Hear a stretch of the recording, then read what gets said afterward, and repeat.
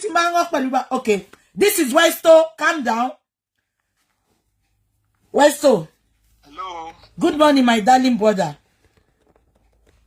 Good afternoon. It's afternoon here in Nigeria. This is 1:44 p.m. Nigerian time. Okay. I greet you, ma. Good afternoon, sir.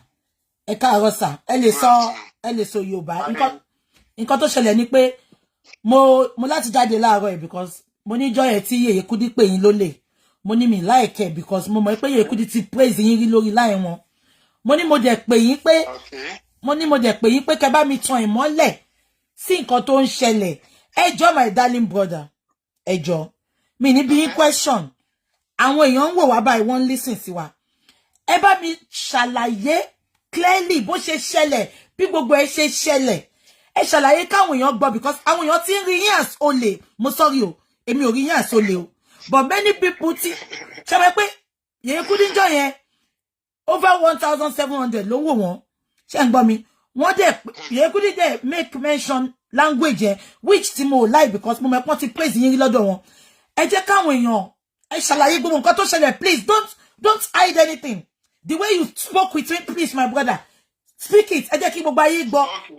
Because àwọn èèyàn ti ń sọ pé wá ìtàn ṣe ní kówó lẹ̀. Èmi dẹ̀ sọ pé mo gbọ́njọ́ ẹ̀ tí Yeye Kudi sọ pé kán lọ kówó tó kù fún ìyá àgbà.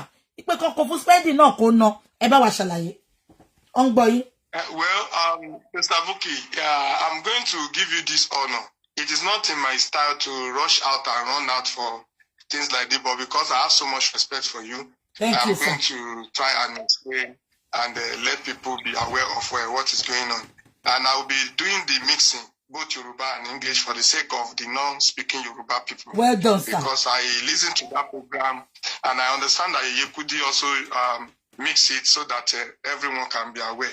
Let me first say that Yeye Kudi is someone I used to respect so much. I like her, and I've not had any encounter with her until this issue came up. And this issue came up at the time when spending needed assistance. I've been the one, going up and down to see to this issue and to ensure that spending is out. The same way we did for Prime Boy, that we're able to raise funds for him on my platform. And I think I was of the opinion that what is good for the goose is also good for the gander, as people may say. Sorry if the English is not correct, but please manage it. I will manage it. What I want to say is that Yeye Kudi have not been talking to me. I've not been talking to Yeye Kudi. It was Bossman and Mr. Moses that always come around through phone conversation to blab, to say all sorts of things, to manipulate things, and so on and so forth. The day spending was, this day, Prime Boy was supposed to leave that place due to 1 or 2 letters that was not signed. He didn't leave. So, live. He updated Tawiyan, but I was waiting for Prime Boy to go so that I can thank people who contributed for Prime Boy. So fortunately, ọjọ́ kẹta síra wọn, I was able to follow up for Prime Boy.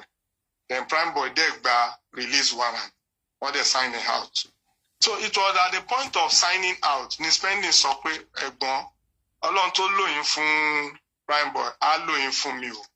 Ẹ jọ̀ọ́ má fi mí lẹ̀ síbí o. Prime Boy dẹ̀ sọ fún mi pé ẹ̀gbọ́n ẹ jọ̀ọ́ ẹ bá mi help spending pé òun mọ̀ nǹkan tó ń go through bíbá kò easy pé òun lòun lè ṣàlàyé. And I told the two of them that I can understand your pains.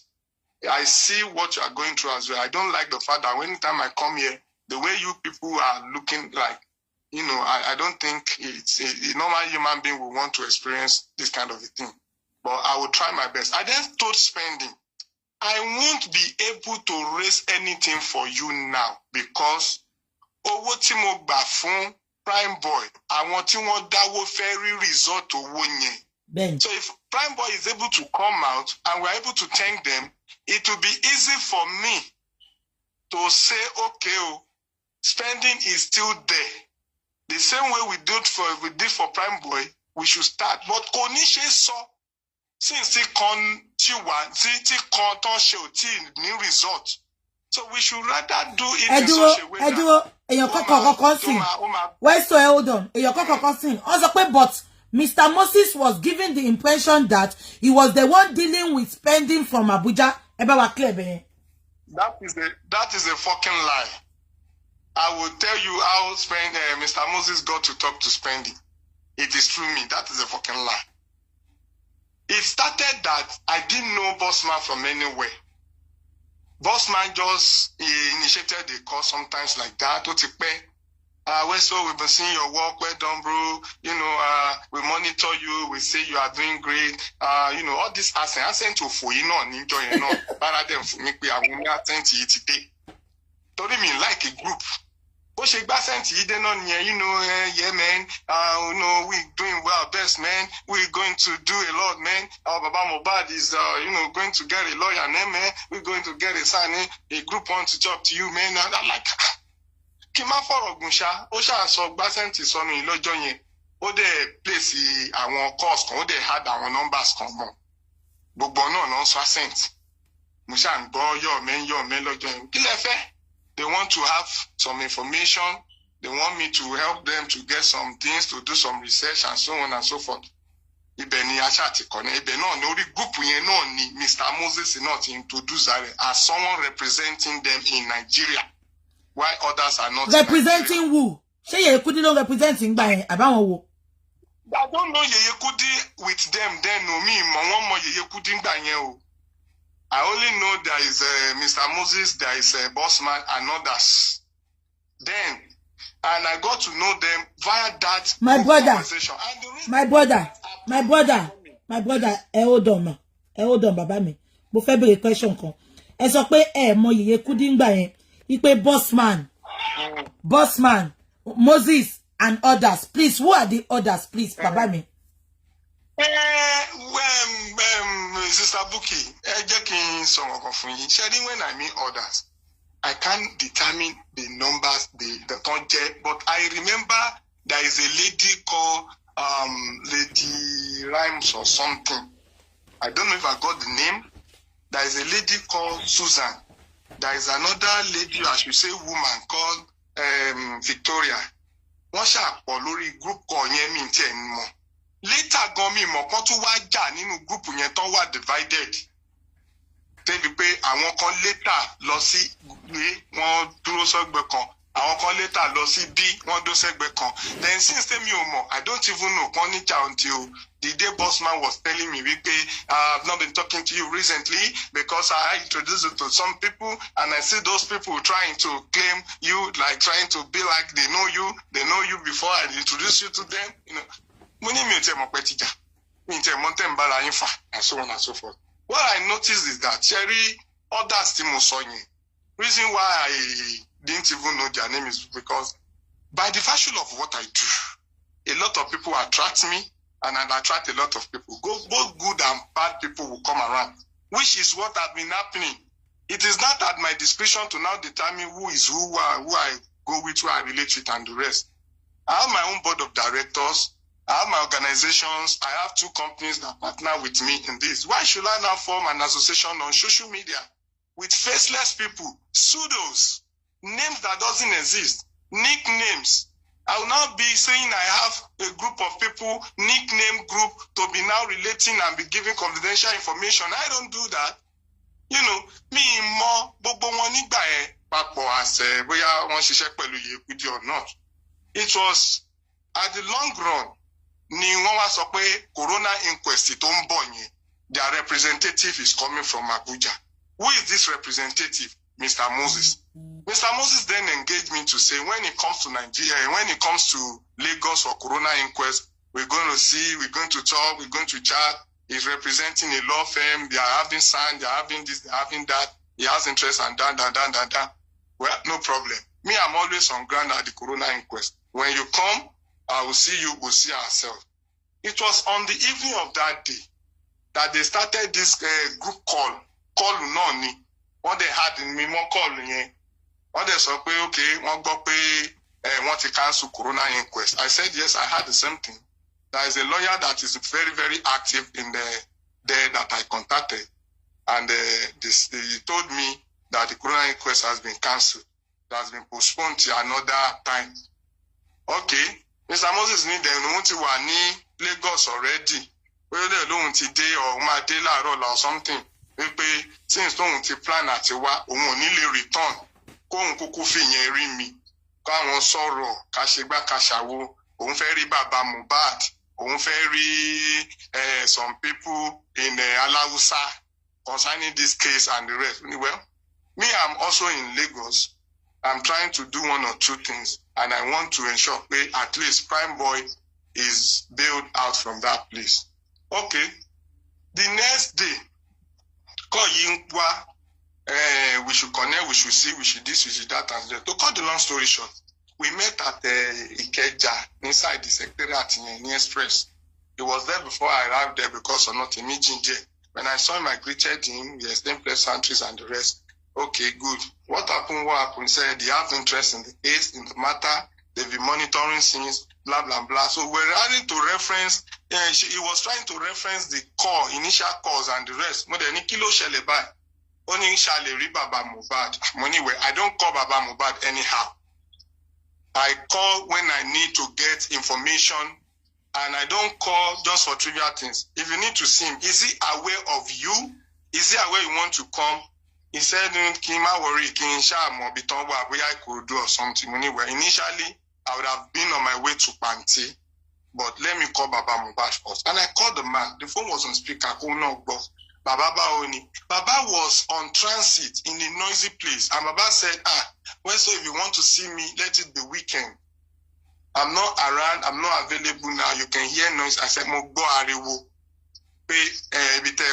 Ariwo pombe. She favor come for me. She weekend, she ma available. Oh no, ma available. Money, okay, no problem. Money, Mr. Moses, can you hear? You can't see Baba. So what next? Me, I want to be on my way to Panti. He's feeling reluctant that whether we should go or not. But at the end of the day, we agreed to go together because a mini schedule for that day. When I visited Panti, I called my PA to meet me there. PA at Mr. Moses Akpadembe at the Wally. Even before we enter, you will see this strange approach of and when I talk to the necessary people and because some of them already know me, they know my presence there. So I greeted, I enter, and with Mr. Moses. Ibeni Mr. Moses itima kokori Prime Boy artist playing for the first time. And he was even discouraging me at a point. When I sensed why he was doing that is because he doesn't have an identity to approach the place. Koni identity, koni any recommendation to mafi wobe, to mafi make a request in here. So pẹ̀lú nǹkan tó ṣe ń lọ́ra láti lọ in the first place. So when I was down, like, it's not a big deal. Let's go. I know I can always find my way around the place and the rest. So kò jọ pé mo encourage kò jọ pé mo fún ní confidence pé kẹ̀kẹ́ lọ because ordinarily kò ní nǹkan tó fẹ́ lọ sọ́nbẹ̀ kò dẹ̀ ní nǹkan tó máa sọ tó máa fi aláwẹ̀ tó máa fi fún access. So ó lò mí as access ni láti débẹ̀. Ó lò yín as access kò ń ṣòun ló mọ̀ kò ń ṣòun ló ṣiṣẹ́ fún wọn directly.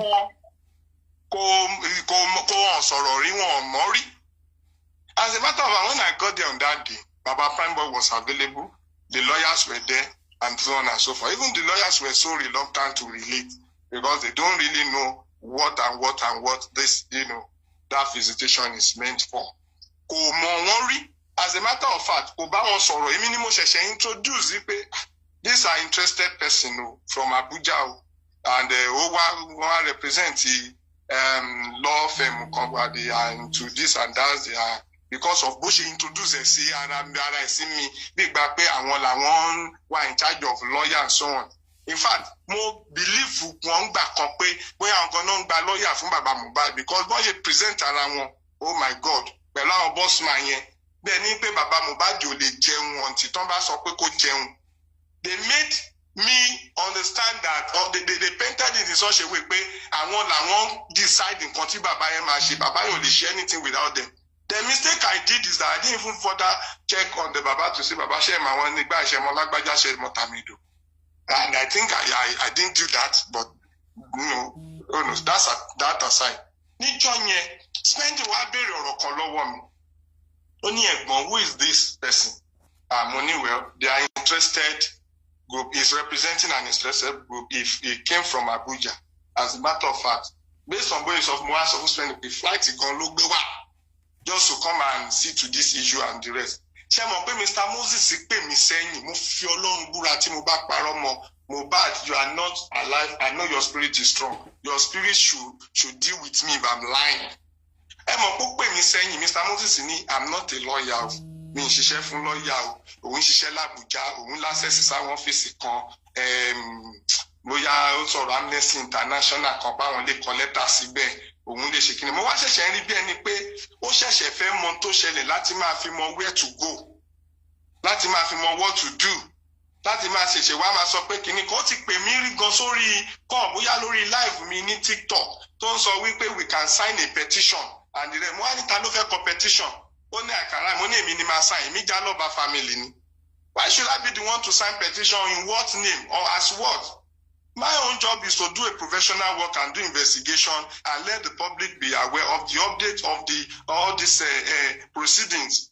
I don't have any other interest. Tí ó bá di ọ̀la tó bá find the Baba Mohbad guilty, Baba Mohbad should go and face the warrant. The prime boy and the spending we are trying to take out of the cell. If tomorrow the court and anyone is saying that they are guilty, they should go and face the law. Why must I now be the one using my name to sign petition for anybody? Until the court has convicted these people, none of them deserve to be treated like an animal. We went and dine in our home to do things. They deserve the same thing. That is my interest, nothing else. Now, nígbà tí ó wá di ọjọ́ yẹn tí a wà ń bẹ̀, a sọ̀rọ̀ ayíntara àṣìgbàṣàwò, mo wá rí pé ó ń kánjú olóhùn fẹ́ máa lọ. Èmi dẹ̀ ni mi lè kúrò níbí bá because nǹkan tó gbé èmi wá síbí rèé. So, ó fi èmi àti pí èmi lẹ̀ síbẹ̀ lọ́jọ́ yẹn. Ó dẹ̀ lóhùn máa pè mí. Even said he might send me something, I should forward my account number, well done, I will update other people and the rest. Ó ṣáà lọ lọ́jọ́ yẹn. Kó tó lọ, mo sọ fún spending àti prime boy, mo ní prime boy issue tí ẹ ti rí, yóò ti soft. Spending, I'm going to talk to. Even the nurse called me to say, Westo, kí ni mo ṣe fún yín? Tẹ́ bá ti wá síbi ṣé torí mo jẹ́ obìnrin, ẹ tẹ̀ kí n ta sí mi. Tẹ́ bá ti rí spending àti prime boy báyìí, ẹ kàn máa ignore mi. Mo ní no, it's not like that. We need just hold on. And then interaction as I don't need to say that online. Yeah, don't worry. I don't need to say that here. You understand? The nurse then said, and he gave me the number and two of her friends' number, saying that in case I'm trying to talk to her and I'm not getting anything, they're not getting her, I can talk to her friends. The two friends, I met one of the friends later,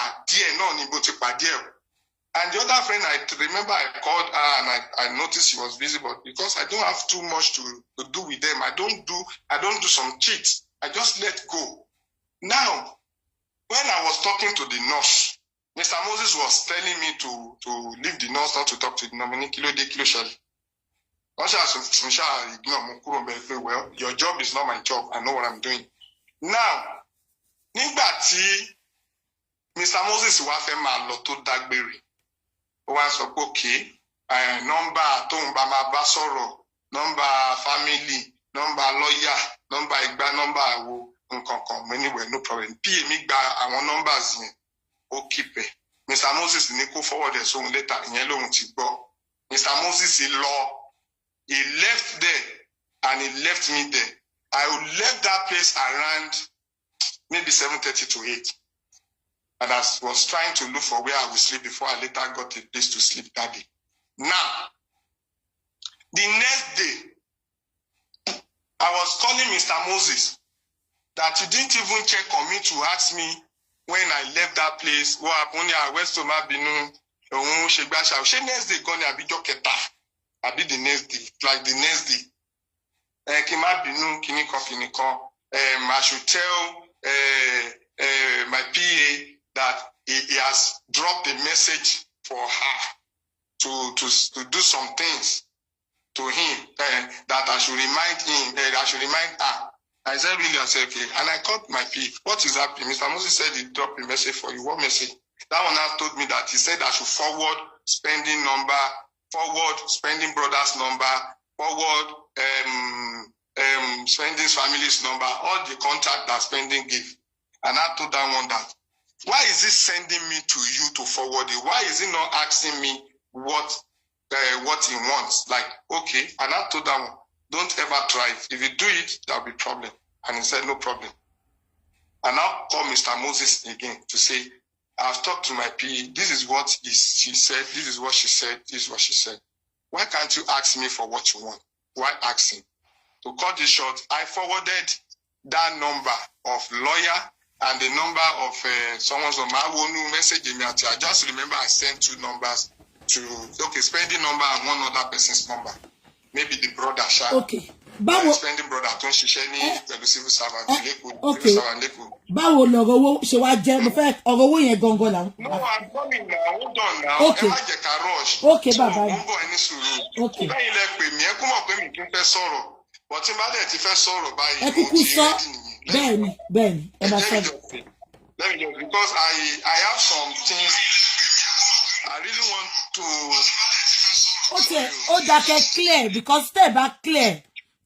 Integrity èèyàn mọ́tà láyé image èèyàn jẹ ní because ó lè yẹn lọ a long way gan nǹkan tẹ́mi ṣe ni mo ṣe pé yín nìyẹn. Long story short, this is how Mr.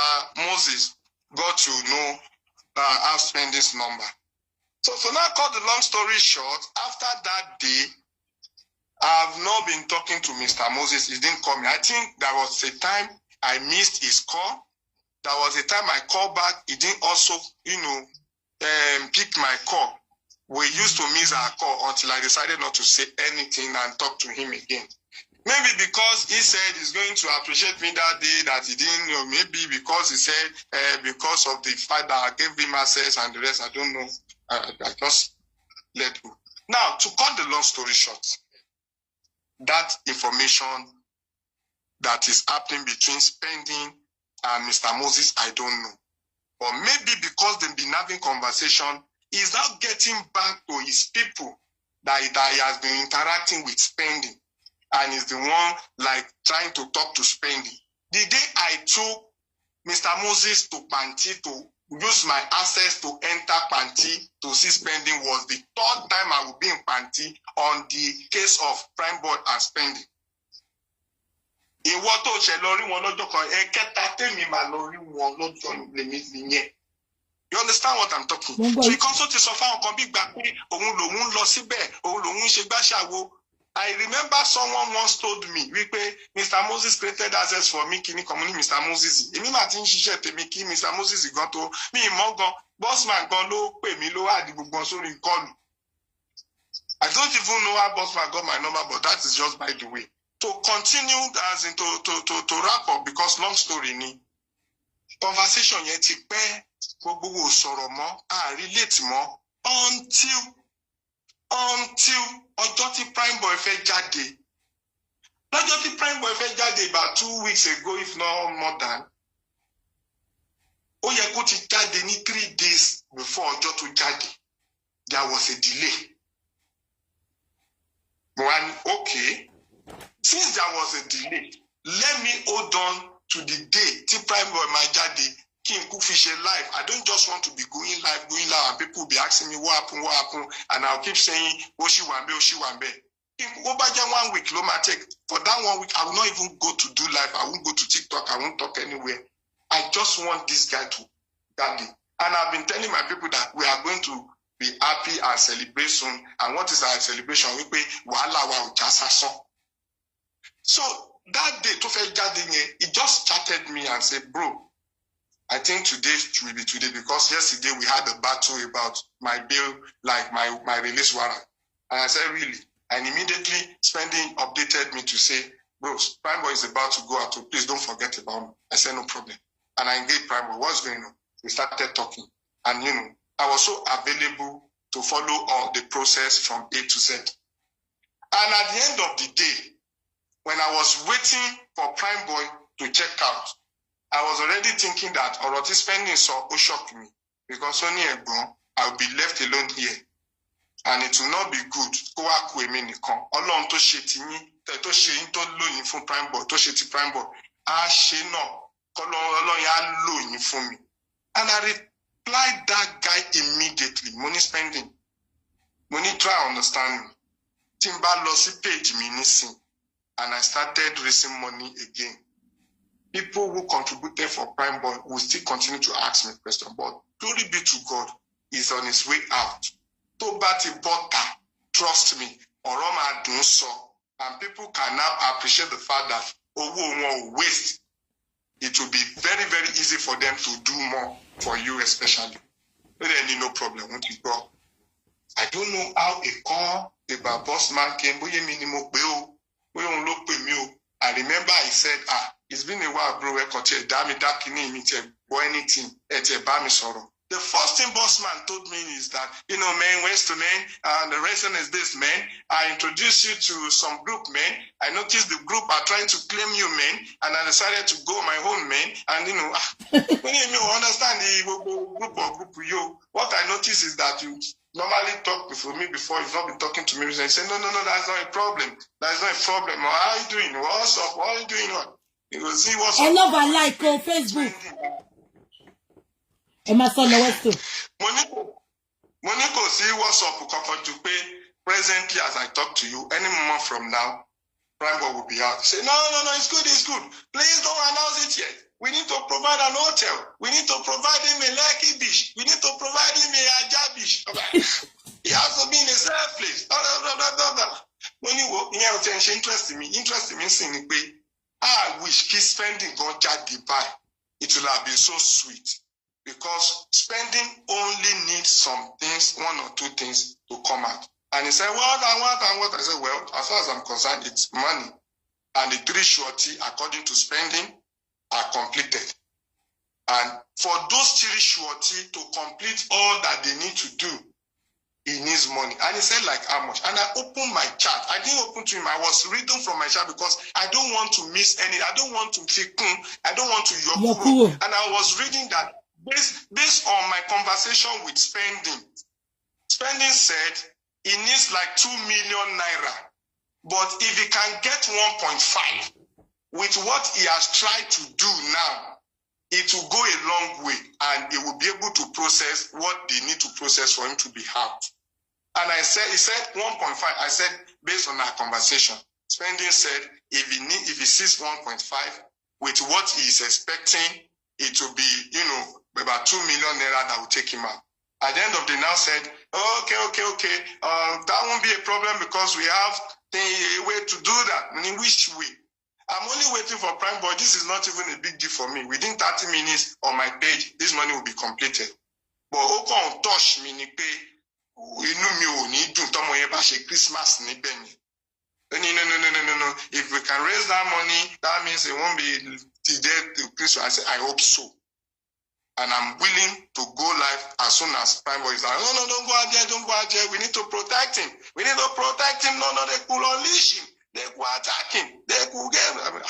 They won't go attack him. Anyway, at the end of the day, he said, okay, he's going to do something. He added the lady, I think they called that lady Rhyme or something. And he asked me, should I add Mr. Moses? I said, don't add Mr. Moses yet. He said, well, I said, I'm not happy with Mr. Moses. Because after he has used me, after we have talked since last time we went to this and that, he didn't even follow up, he didn't even call me. And that is not even a big deal, but Mr. Moses will be added later. Let us conclude on what is doable. Maybe I should wait till later to go to my platform to raise this money. And I said, okay, he's going to call me back. Lẹ́yìn tí wọ́n máa pè mí padà, wọ́n ti had Yeye Kudi coin àti Mr. Moses. And that was my first time to talk to Yeye Kudi. And I appreciated that. I said, Mommy, I've been following your program. I like it. Good to talk to you for the first time. And the rest, we started the conversation and so on.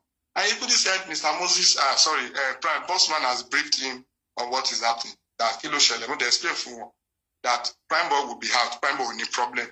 Spending this, spending that, and the rest. I was able to give that woman and some update that the money will be raised now, once we get it, according to him, it will come out. And he said, am I sure that the money? I said, that is what he told me. More than 2K. More than okay, we will raise the money. But I wanted the family. Lati Basoro. But they knew well. I know of 2. One, a boy to just civil servant. Hold on. Uncle me, hold on. Yeah. But it is Moses that facilitated the phone call to those guys in the police station. Because he got talk by phone here. Which call? Which call? ẹ bá mi tún sọ kí náà wí. Wọ́n ní ẹ mọ phone call tí gbogbo yín ní pẹ̀lú àwọn boys yẹn. Wọ́n ní Moses ló fastly nínú prison gbà yẹn. Èmi ò mọ phone call tó ń sọ o. Okay. Pẹ̀lú àwọn boys èmi àti wọn ò ṣe phone call kankan pẹ̀lú àwọn spending pẹ̀lú wọn. Ẹ̀yin ò bá wọn ṣe phone call yẹn. Okay, now wọ́n ní Moses ló facilitate. Wọ́n ní Moses ló Èmi ò mọ nǹkan tó ń jẹ́ facilitate. Moses ò mọ spending from anywhere. Yes. Èmi ni mo mú Moses lọ fún access mi create way fún Moses. Moses ò mọ bó kò lè dábẹ̀ yẹn wọ̀ kí ló fẹ́ pè rẹ̀. God bless you. Ẹ má sọ̀rọ̀ yín lọ. Ẹ má sọ̀rọ̀ yín lọ. Kémi tó dé ibẹ̀ yẹn, kémi tó ní access sí ibẹ̀ yẹn, Mama Prime Boy has to introduce me to the IPO before I can even, penetrate to get other things done there. Mama Prime Boy mú èmi dání first ever time tí màá kọ́kọ́ débẹ̀. Okay, mo fẹ́ get kankan sí. Ẹ dúró. Ṣé mo pé phone call kan wà? Ẹ jẹ́ ká là. Ṣé mo because àwọn èèyàn type gan mo dẹ̀ fẹ́ ká clear bẹ̀ yẹn. Ṣé mo pé phone call kan wà tán ní Yeye Kudi àti olè ẹlẹ́nu tọ̀kù olóyìnbó sọnù yẹn. Bossman tó ṣe pẹ̀lú àwọn boys tó sọ pé wọ́n tú àwọn àṣírí kan. Ta ló pè wọ́n? Ta ló pa àwọn spending tó fi bá wọn Kudi? Tó ní Moses ló facilitate. Ṣé Moses ni? Ẹ wo bí ẹ jẹ́ kí n sọ fact kan fún yín tí ẹ ń gbọ́ mi. Moses Yeye Kudi àti spending wọn ò sọ anything lórí phone. Bóyá lẹ́yìn ìgbà tọ́rọ̀ owó wá ṣẹlẹ̀ tán fẹ́ gba owó padà. Torí àsàtàná mo sì ń gbọ́ information yìí pé wọ́n ṣe group call. Westo no. Ẹ jẹ́ kí n gbé yín débẹ̀. Okay. Calm down, bàbá mi. You know me, I'll be straightforward. Mi ní figba kan boko ni. Okay. About 2 weeks or 3 weeks ago, Yeye Kudi ṣe show. Wọ́n ní àwọn bossman àtàwọn kan mi rántí.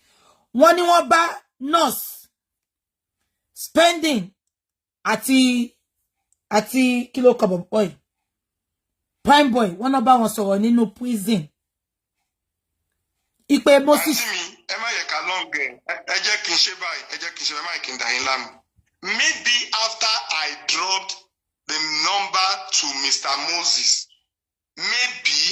Okay. Maybe I don't know. Okay. Maybe. Okay, I was never in a group call with any of them with spending. Okay. But I use my access to take Mr. Moses to the prison because he was saying that he's representing a law firm, he's representing a minister, he's representing a Amnesty International, this and that and so on. Not knowing that he was just an agent representing some assets. Westo ti ṣàlàyé sìn. Westo no fún Moses ní number. So, yeah, Yeye Kudi spoke with them, I know. But Westo sí ńbẹ̀. Sister Bukky, I can screenshot my conversation when I drop the number to Mr. Moses and the other number I can send to you. That's one. Two is that Mr. Moses never on his own went to Panti to see what is it called? Spending on anybody. It will never be allowed in. Because there is no way he will. The reason why he was able to have further conversation with spending after the day ni pé spending rí mi kó rí pẹ̀lú mi ó rò wípé èèyàn bí tèmi because spending I saw spending always be. So ó dàbí wọ́n lò fún spending gbẹ yẹn ni tó fi ṣe group call yẹn. Spending ti rí pé èèyàn bí ti yín ni tóun lè open fún ó ti yé mi. Tóun lè open up fún maybe. But I will still confirm from spending. Bóyá wọ́n ṣe group call pẹ̀lú ra wọn rí tí Yeye Kudi wà if I will ask, I don't know. Now, ẹ jẹ́ kí n tún clear this side fún yín. Ṣé ń gbọ́ mi? Ṣé rí Mr. Moses pẹ̀lú nǹkan tẹ́ ń sọ yìí? Mo ṣẹ̀ṣẹ̀ ń sense ẹ̀ ní omi òró débẹ̀ tẹ́lẹ̀ o. Ó possible lẹ́yìn ìgbà tí èmi àti ẹ̀ ta lọ síbẹ̀ tó padà tó ní nọ́mbà.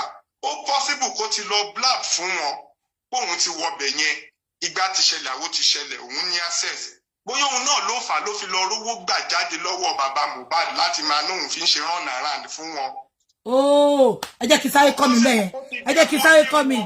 Westo hold on mo ti rántí nǹkan tẹ́ sọ ìsìn ṣàrígbà ìjọ tèmi pé Moses ló lè tí mo cast ẹ ṣóyè yín mo rántí pé Yeye Kudi sọ lórí chat wọn pé kò ń ṣọlẹ o ipò òun ló fáwọn access láti bá àwọn boys yẹn sọ̀rọ̀ ipe èèyàn ńlá ni èèyàn gidi ni.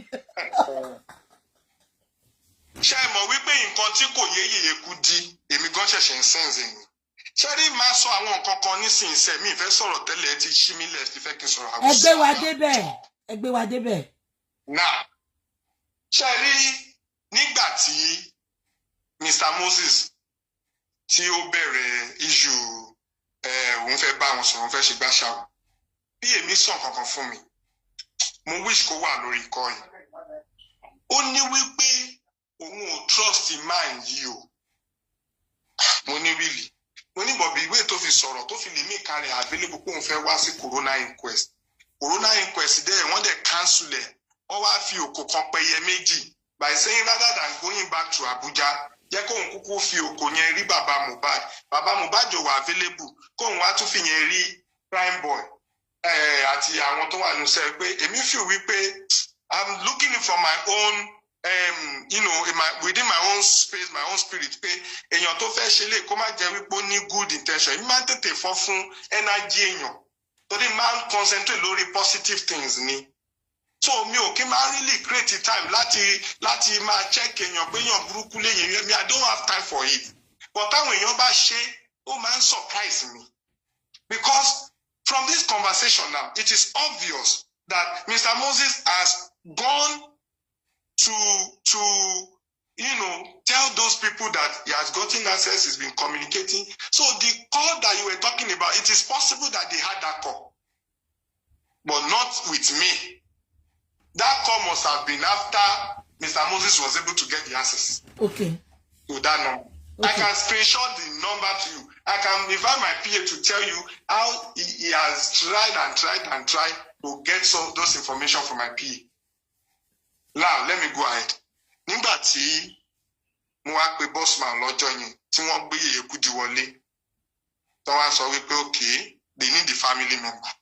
Mo sọ fún wọn straight away mo ní 2 family ni mo mọ̀ ẹ̀gbọ́n ẹ̀ tó ń gbé lẹ́kọ̀ọ́ tó jẹ́ civil servant another one tó ń gbé ní what is it called Òṣogbo sister same father same mother tó wà l'Óṣogbo but mo sọ fún wọn lórí kọ́ ẹ̀ mo ní I don't talk to that sister again because the way that sister reacted and responded to me the day I engaged her for 2-3 times I engaged her, I don't like it. They asked me what happened. I said this sister is Ongbojusa. Kò fẹ́ gbójú síta, ẹ̀rù ń bà. Ó wá tún sọ pé iṣẹ́ tóun ń ṣe òun ò ní fẹ́ kórúkọ òun wà stain. Èmi wá ń sọ fún pé ṣé àwa táwa gbé orúkọ wa síta ta fi ń jà fún ẹ̀gbọ́n ẹ̀ àbábùrò ẹ̀ ṣọ́dẹ̀ ni wà ní. Tábùrò yín bá mèkẹ́lẹ́ ní àrántí yín before anybody. But you have to come out. Ta ló ń resign pé àbúrò mi ò gbọ́dọ̀ jìyà tí ó mọ̀ kò gbọ́dọ̀ kú sẹ́wọ̀n. Bóyá ó dẹ̀ mọ̀ ń pa àmọ́. Mo mọ̀ ń pa kò mọ̀ ń pa kó tiẹ̀ ṣe kọ́kọ́ kúrò ńbẹ̀ yẹn náà. Mo ní then àwa ní kẹ́ wá síta kẹ́ wá support. As a matter of fact, èèyàn kan Queen Victoria ti sọ fún mi rí pé kí n jẹ́ kí Ada Universe meet ẹ̀ kan sọ̀rọ̀ kọ́ lọ gbowó fún mo ní I don't do things lẹ́yìn olórí mi ò ń forí olórí ẹ̀yìn olórí tí family ò bá ti lè fi ọwọ́ ara wọn drop account number kan dẹ̀ stand by what they want I can't stand for anybody and I told them pé mi n lè release account number until tó bá fi ọwọ́ ara wọn release ẹ̀ pé ibi tẹ́ fẹ́ kówó yìí owó ọmọ yín owó ẹ̀gbọ́n yín owó àbúrò yín kó wọlé sí rí. And I told them on that very day, me in Bomoyen Soromo because of our approach. But we need okay, because of the need for it, I would try to talk to Dolapo. Kin loba Dolapo Soro, kin get back see am. Yeye Kudi then pending that time, I want to set up, I want Mohbad Oshima go live. But I will need a female to also talk to Dolapo, female to female, or Rayeramo. To me, if I continue with all this hide and seek, Dolapo Femashi. In the sense that Orumba, Olejade, Egbon Sheshe pẹ̀lú Lagos State Government, Ona County Ohun Olesogbowo, spend it to send account number, mommy and see me, Emi Ole forward me release here. kí family wá release ẹ̀ fúnra ara wọn.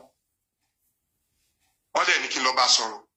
I called Dolapo. Dolapo, how you doing? Ṣé wà okay?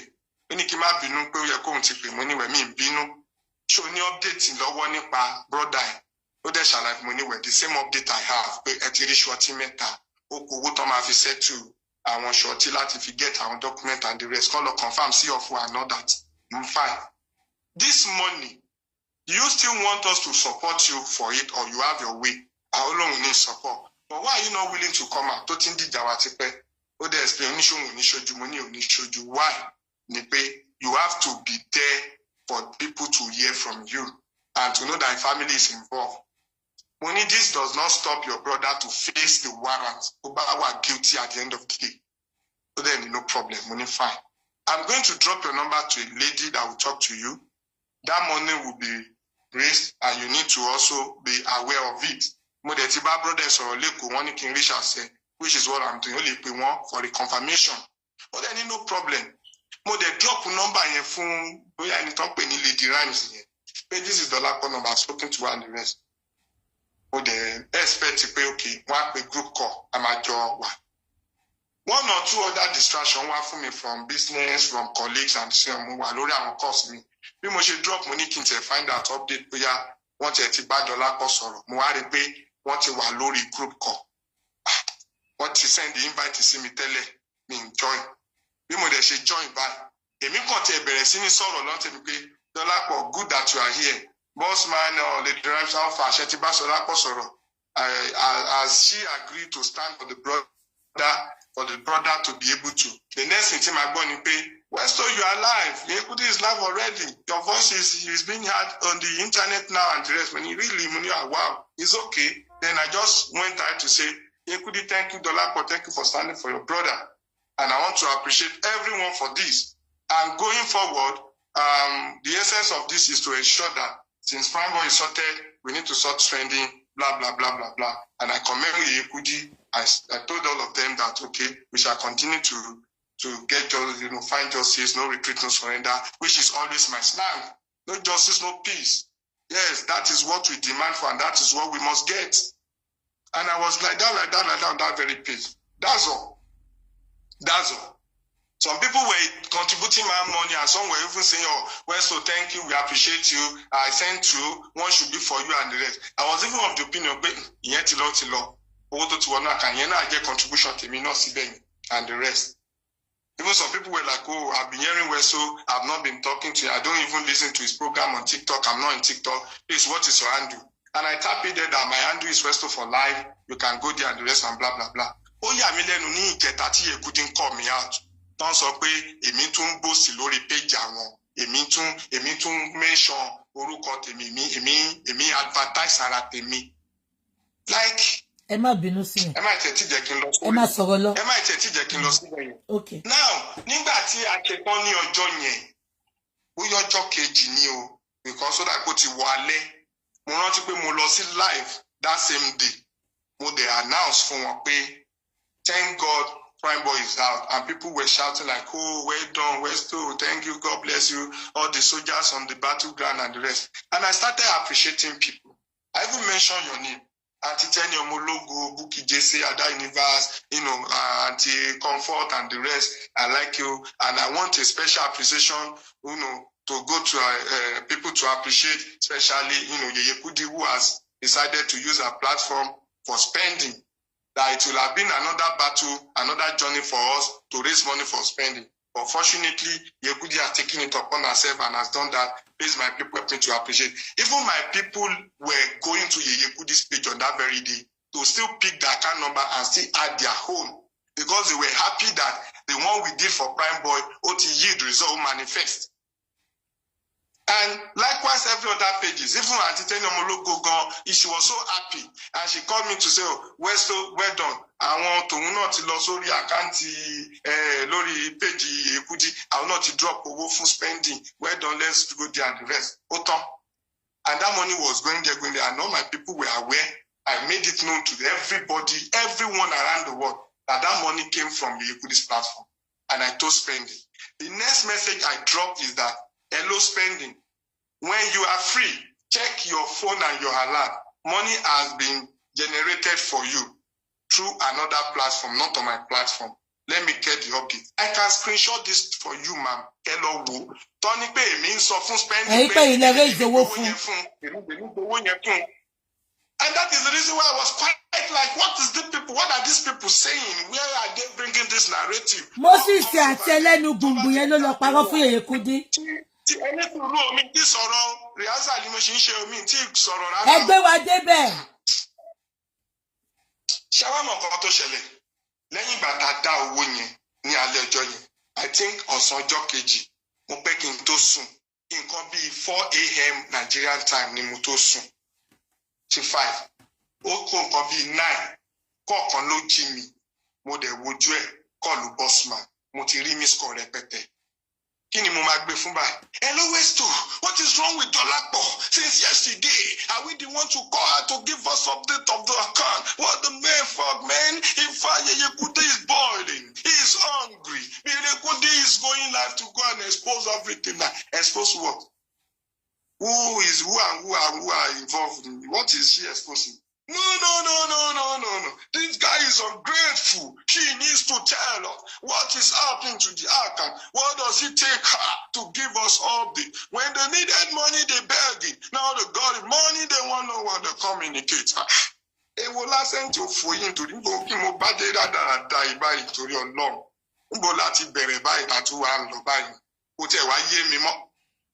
So just cut the long story short, I told Bossman, Money Bossman, you are a man. Man always controls situation. Tell Yeye Kudi to calm down. If she needs update on the account, the person that will give update is in the cell.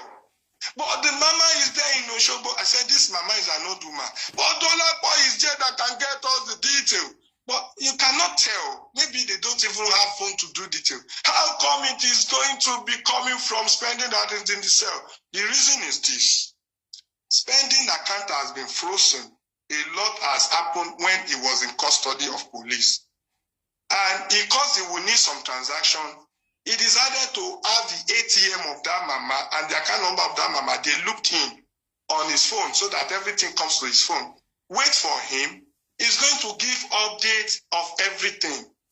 I've been calling Dolapo, you need to talk to her. Okay, I will tell Dolapo to talk to you. No. Dolapo is spending sister. Yeah, Emma Solo. So spending sister. Spending sister that connected with them. I connected her with them. Now, after that, the sister called me. The Emma Solo. The sister called me and said, Westo, help me to beg any old dame only won't try to explain for any statement of accounting spending lowly give wọ́n jẹ́ kó ń sọ̀rọ̀ wọ́n jẹ́ kó ń ṣàlàyé wọ́n kàn pariwo mọ́ òun pé wọ́n jẹ́ káwọn òun máa dàbí ungrateful person òun ò kì í ṣe ungrateful person no mo ń bọ̀ òun ò kì í ṣe ungrateful person no òun wá mẹ́sẹ̀gì yẹn ẹ jẹ́ kí n kà òun ò kì í ṣe ungrateful person no wípé wọ́n jẹ́ kó òun explain pé òun ti drop mẹ́sẹ̀gì fún spending kó ṣe screenshot kó rán bèrè screenshot lọ́wọ́ òun mọ̀ pé wọ́n bèrè screenshot lọ́wọ́ òun pé wọ́n jẹ́ kí òun explain and so on and so forth. Mo pe bossman padà lẹ́sẹ̀kẹsẹ̀ pé the sister you've been calling for more than 10-20 times. Ó sọ fún mi sìn wípé òun ò tí ì rí statement yẹn. Good evening sir, I'm sorry just kìnnìkan bọ̀.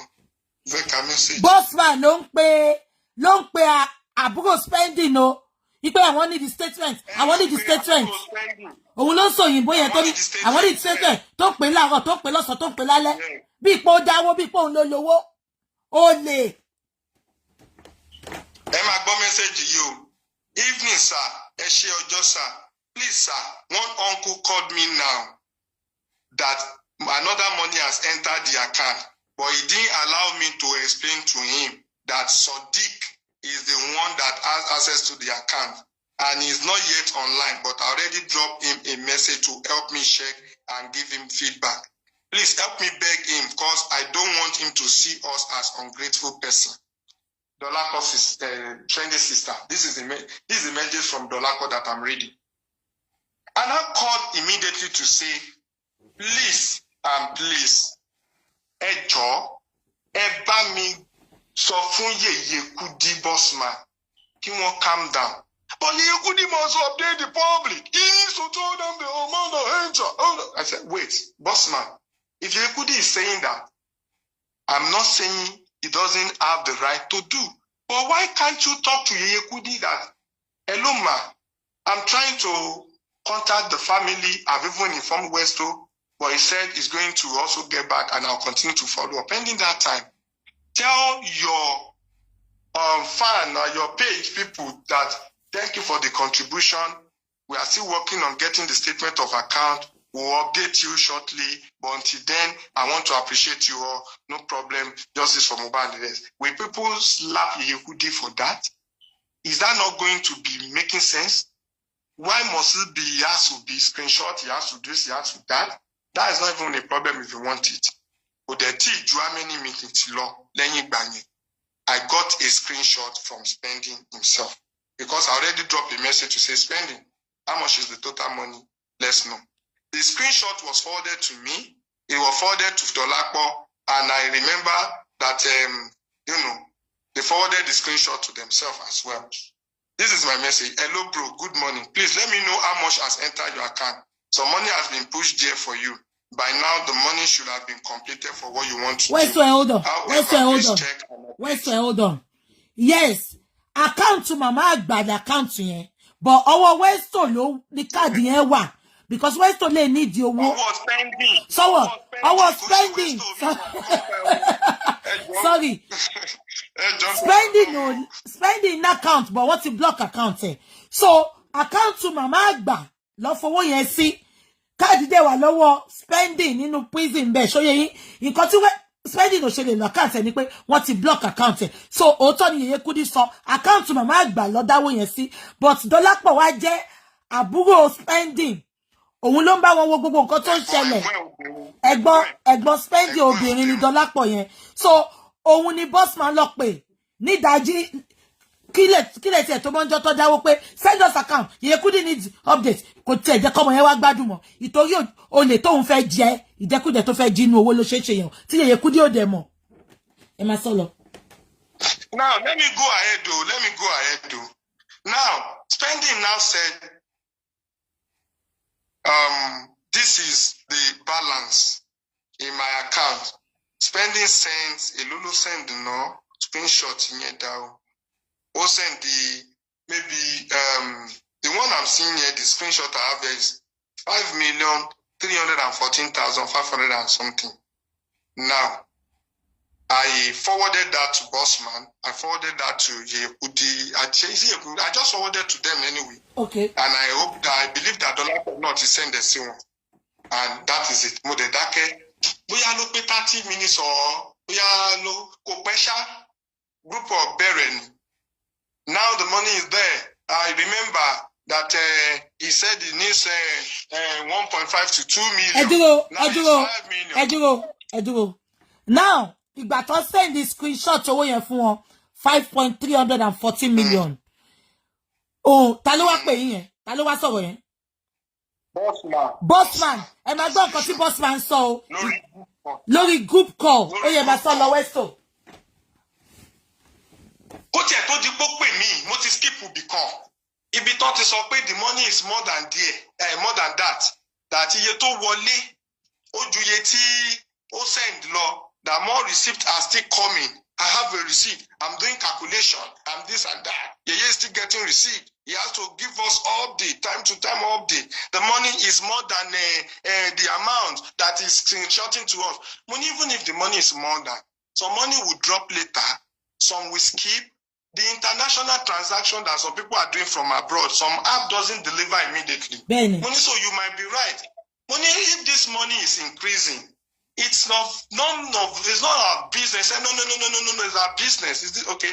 If it is our business to update the society about what they have done, it's not big deal. But please, Bossman, calm down and don't rush this person. I think I skipped that part. But the message again to say, owó yẹn ti pọ̀, ó ti jù bẹ́ẹ̀ lọ, ó ti ṣe gbàṣàwò. Now Spending has sent me a message in regards to that. That they said money has continued to increase in Nigeria. But she ain't pay me. Okay. Ṣé ń pressure Westo ipò owó yẹn ti pọ̀ bossman ló ṣe gbogbo wele o olórí burúkú ṣé wọ́n dáwọ́ ní bossman ṣé rí nǹkan tí mo fi pò ìṣẹ̀lẹ̀.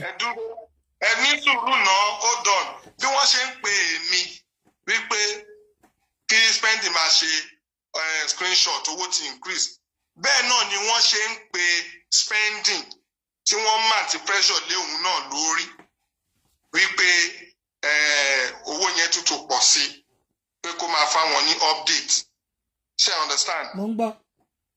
bó ṣe ń pressurize mi ni Spending ṣe screenshot sí òun sí mi pé wọ́n pressurize òun náà ṣe gẹ́gẹ́ nǹkan tí mo sọ. bẹ́ẹ̀ni. ẹ jẹ́ kí n ka mẹ́sẹ̀gì kan jáde fún yín because mo ti sọ tẹ́lẹ̀ pé mi fẹ́ sọ̀rọ̀ but when I talk I need to just explain it in detail. There is a message. Spending sọ wípé Westo good evening. I just a comot for inside cell now. Westo, this man is still messaging my sister, calling her back to back. The man is making us scared.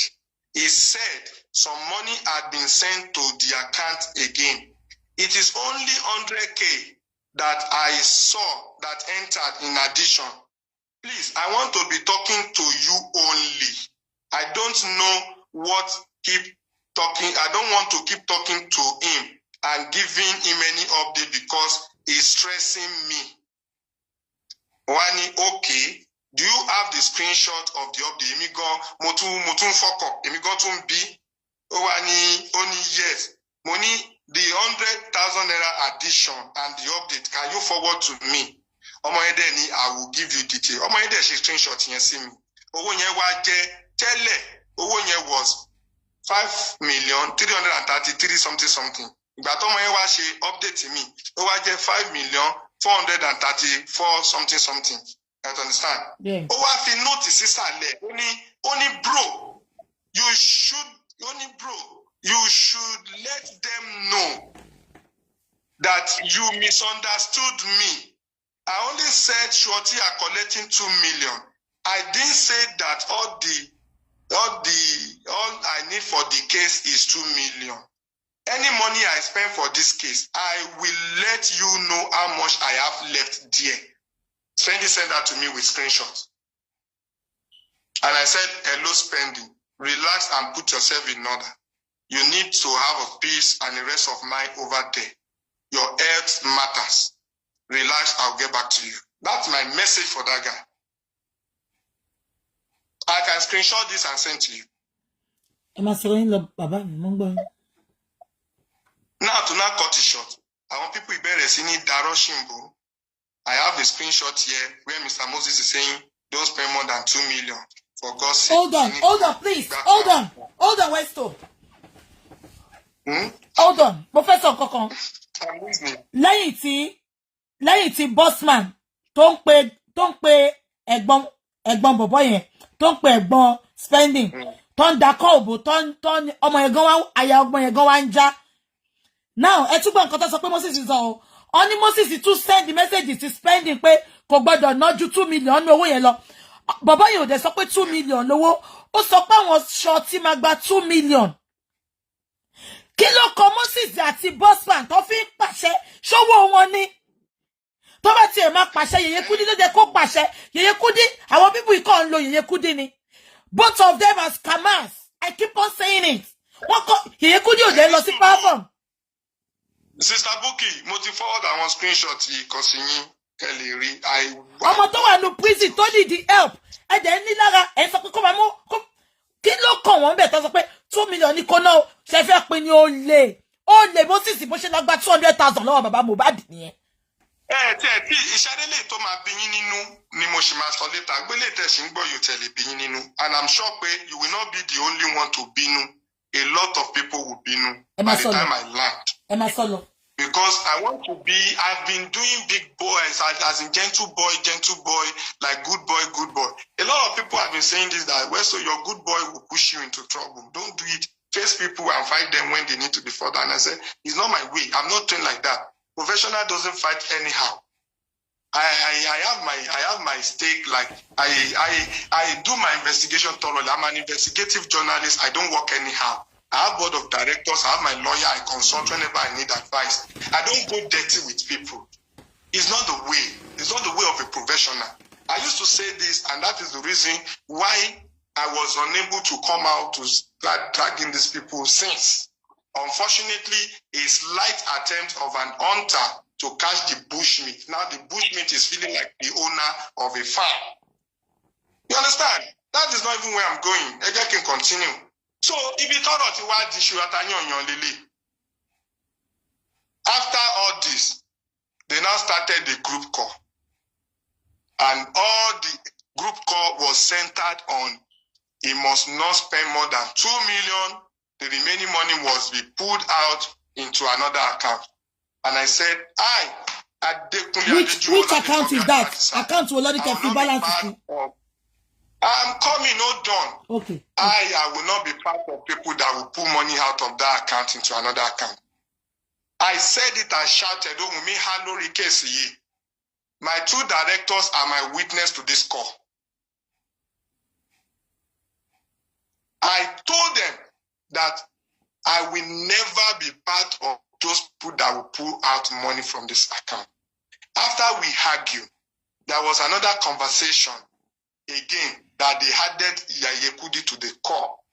And Yeye Kudi insisted on that call that no, 2 million. Westo, please. I want to clear something. Ìgbà tó sọ pé ke spending 2 million pé kó fi balance sínú account yẹn. Ṣé Yeye Kudi wà ńbẹ̀ ńgbà tó sọ yẹn? Àwọn wo ló sọ yẹn fún yín?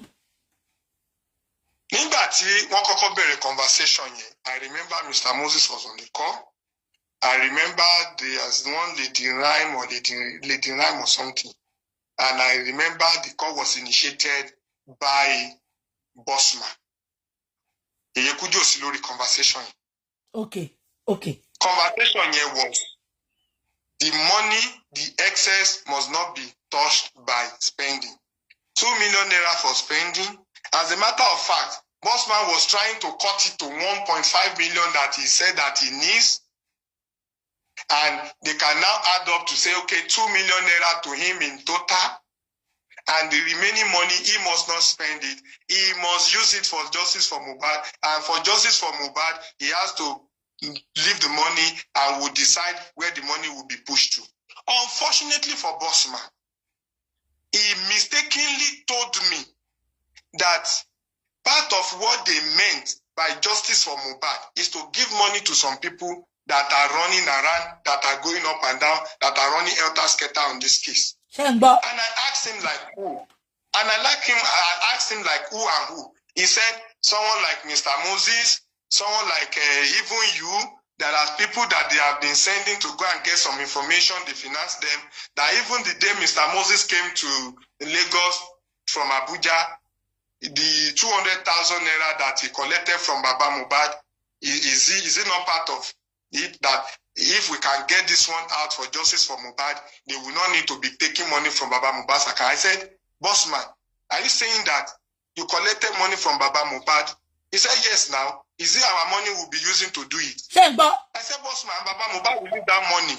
He told me, I swear to God, Timba Pyro, Genesis to Revelation, Movibura, Timba Pyro, Timoso, Mohbad spirit, please be in charge of it because I know your spirit is strong. I'm calling your spirit to come and attack me if I'm lying. And I said, Bossman, if all of us that are doing justice for Mohbad are going up and down to collect money from that man, alone in Baba Emani Lowo, are we not the one that's supposed to be giving that man? Even me at my level, as poor as I am, I know sometimes how much I try to, use, I try to use for this cause to run around. Even, I don't want to say that I also contribute to Baba Mohbad's account because I don't like to say something I do in secret. But these people will push you to offend your God, because when you had a covenant with your God to say, anything I do for people is between me and that person and God, they will push you to want to commit yourself to say things you should not say, which is not part of me.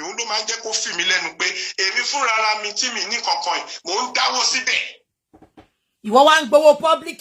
Ó ní kó máa fún Moses, kó máa fún wọn. Ẹ fi ń ṣe logistics ìsọnù olè. Alápá má ṣiṣẹ́ Foster America. Now, listen, no. Now, when they are now saying that money will be going into justice for Mohbad, to do justice for Mohbad, I now ask them, how do you want to do it? They suggested that even if I'm going to put it in my own account for the meantime, till when they will decide which account, I said, for me, don't add me to it. I will never be part of it. I will not be part of it. Later, they added another person to this call. A female, maybe Joy or something, I don't know. But I like what that one said, to say that if they want to put that money out to avoid problem, Westo, let them pull it out. We can go and raise money. That one is a personal conversation between me and the lady. We can go and raise another money for spending elsewhere, because they really want to take that money. And I said, if they want to put that money out, where do they want to pull it to? They said they are deciding, but he has advised them that even if I thought they want to put that money out, they should put it in Baba Mohbad's account. Mo de pe Baba Mohbad, money Baba, one of your co-consa account ni pe ilẹ̀ rí sí. Baba ní tó bá ti jẹ́ pé owó tó fẹ́ kó síbẹ̀ owó justice for Mohbad ní kàn fi sí access bank. Mo ní ṣe mo owó tó jẹ́ lóhùn owó tó jẹ́. Mo ní bàbá, owó tó ń forí ẹ̀ pé ẹnìkan. Wọ́n wá ní kẹ́niyẹn kò sọ́dọ̀ yìí, owó yẹn ò tí tó ẹniyẹn ná. Tẹ́ ẹ bá kó owó yẹn síbẹ̀, I will fight you dirty man. Sir. Don't allow such a money to come to you. If you need money, give us your account number, we'll raise money for you. We've been doing that and we'll continue to do that. Babani, whatever that is best for him, I should do. Money, what is best for you is that money will not come to your account. And I will not be part of people that will allow them to put that money out of that account. Ẹ̀ṣẹ̀ tí mo ṣẹ̀ wọ́n nìyẹn o. Ẹ̀ṣẹ̀ tí mo ṣẹ̀ wọ́n nìyẹn o. Ṣé ẹ ṣì wá ń bẹ̀? Mo ń gbọ́ yín bàbá mi. Mo ń gbọ́ yín. Mo wà ń bí gbogbo wa ń gbọ́ yín. Now, the narrative now continue to change by saying, no, spending is ungrateful. He needs 2 million. Now he got him 5 point something. By now it has to be 6 million. It should be more than that because people keep sending money. This and this, that and that. And to cut it short, a conversation that has Yeye Kudi inside. Ibi tẹ́rọ Ọlọ́run ti bà mí rè o, èmi ò ní parọ́ o, mi ò ní parọ́ o, ẹ̀rọ Ọlọ́run bà mí o, ẹ máa gbọ́ tó bà mí lẹ́rù o. Okay. Ìgbà tí Yeye Kudi wá sórí kọ́ yẹn, àwọn people iná, àwọn boss man iná ló wà ń bẹ̀. Mo notice nǹkan kan nínú conversation. Tí Yeye Kudi bá wà lórí kọ́, they will keep insisting that 2 million naira for spending, the remaining should be justice for Mohbad. Yeye Kudi will agree with it, that it's justice for Mohbad. And Yeye Kudi will continue to throw words at me like, why is the conversation taking long? And I call Yeye Kudi's attention to say, Yeye Kudi, I'm on the same page with you. But there is one thing these people are not telling you. And that is the reason for this argument. Yeye Kudi said, what is it that they are not telling me? Bossman of Ekin Soro. I said, Bossman, hold on, let me talk. Yeye Kudi, if you are saying that spending should spend 2 million naira and get out of the cell, and the remaining money should be used for himself, to take care of himself, he needs lawyer, he needs this, he needs that, and the rest. Who the hell is me to argue that with you? But why won't I argue with people that want to pull out money from that account into another account for justice for Mohbad? I won't be part of it. Yeye Kudi now said, no wonder, Westo keeps saying, oh my backfire, oh my backfire. Pé nǹkan tí mo mean by oh my backfire nìyẹn. Mo ní Yeye Kudi, that is it o. And Lady Rams now said he wants to talk. She wants to talk. She now put to Yeye Kudi on that court to say, if we are saying 2 million is for spending and the remaining money should go into another account for justice for Mohbad, that is it wrong? Yeye Kudi now said, I'm not going to be part of pulling money like that. Like Money Yeye Kudi, God bless you. That is what I'm saying. Èèyàn mélòó lẹ fẹ́ sọ fún wípé ṣe kọ́ lẹ lọ pín owó. And now added to that call, money spending to send the mini screenshot to Mr. Moses, telling him not to spend more than 2 million, that the remaining money is not for him. Or to send the screenshot in yes, PME to forward the see me, this is what I'm getting from spending. Who knows if spending is sending the same screenshot to other people that will not understand and will now be tagged as people that want to share excess. I don't want to be part of this, for crying out loud. Yeye Kudi now said she also doesn't want to be part of it as well, but she wants that money to be used for justice for Mohbad after spending the 2 million. If you told on you to definition justice for Mohbad, is it the one they will be taking money to give some people to go and be, carrying your car, carrying it back, sleeping hotel? Westo, they want to get information. Westo, let me quickly come in. I just can't Bossman àti Moses sọ pé kàn lọ fi owó yẹn account baba Mohbad. Kò ṣe fún baba Mohbad láti ná o. Ṣé gbà pé 200,000 wọ́n gbà lọ́wọ́ baba Mohbad. Wọ́n gbọ́ pé ó easy fáwọn láti control baba Mohbad. Àgàgà Bossman. Gbogbo behavior tí baba Mohbad ń behave, Bossman ló manipulate baba yẹn. And the reason why I tell you are right ni pé wọ́n ti attempt rí, wọ́n dẹ̀ ti succeed. By taking money. Ṣé nǹkan tí mo sọ yé yín? Ṣé mọ̀ pé wọ́n ti sọ pé kí bàbá yẹn lọ fún Moses in 200,000. Tí bàbá yẹn fún nǹkan tó ṣe sọ pé kó lọ kówó yẹn account baba Mohbad yẹn. Kò ṣe pé wọ́n fẹ́ kówó yẹn account baba Mohbad láti ṣe justice for Mohbad. Wọ́n fẹ́ kó síbẹ̀ because wọ́n á lè easy fún wọn láti máa control baba Mohbad pé ẹ lọ fún lágbájá ní 200, ẹ lọ fún lágbájá ní 500,000. It is not possible. So spending ló ní owó yẹn kò dẹ̀ sẹ́ni tó lè gbà lọ́wọ́ ẹ̀. When that case was tough, I called spending and I told Yeye Kudi. Yeye Kudi got angry with me for that statement. I said, if worse come to worse, I'm going to tell spending to return all the money and not touch a dime. I'll go back to my platform and raise another money for spending, and nobody will ask him what he is doing with that money. Yeye Kudi got angry with me and said, that statement is insulting to her. That why should I say that? I said, because there is problem already. It will backfire by the time that money is pulled out into anybody's account. If we want to do justice for Mohbad and we have an account for it, kí ló dé tí wọ́n ṣe gbówó yẹn wá initially? A lè fi owó pé orí èèyàn kan ká wá lọ kó fórí olórí is not done. Owó ìgùn ò lè tọ́mọ yìí ná. Wọ́n ní tó bá jáde, àwọn bossman nìyẹn o. Pé tó bá jáde, tó bá need more money. Wọ́n máa raise it fún. That money is not for spending. They cannot spend that money. Blah blah blah blah blah blah blah. Láti ìgbà yẹn mi ń gbé kọ́ wọn mọ́. Ọmọ yẹn ó máa wá máa send oríṣiríṣi screenshot sí mi. Mi wá dá ọmọ yẹn lóhùn. I'm talking about spending. Ó wá bẹ̀rẹ̀ sí ní update PA mi. PA mi wá sọ fún mi pé kí n jọ kí n dá spending lóhùn. Ó pẹ̀lú nǹkan tí spending ṣe wà ń bẹ̀ yẹn because I'm indirectly withdrawing myself. Because they thought that they have raised money for that boy and they should be the one to see to it from A to Z and the rest. Ibi Timothy were pissed off totally ni wípé Yeye Kudi, the last message I sent to Yeye Kudi that this is the update from spending concerning the total money in the account. But spending also told me that some of his friends and family are also putting money there, which means all the money here is not coming from your platform alone. People all over are sending money. Hold on. Westo, hold on. And your cost the money should be sent to account tó ní signatory méjì tí mo sọ pé bàbá ṣí. Mo ti sọ bí ẹ wo video mi ni. Access Bank bàbá yẹn. Ẹ̀gbọ́n wọn sọ fún mi pé 2 signatory ni, but it is not 2 signatory. Bàbá dẹ̀ ní káàdì sí Access Bank yẹn. Mo ti sọ ńjọ́ tí mo ṣe show.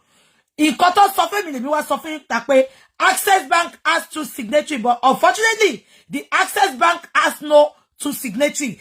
Ó easy fún bàbá láti dá gba owó yẹn. Àwọn bossman dem ma control wọn ni. You know one thing, ma.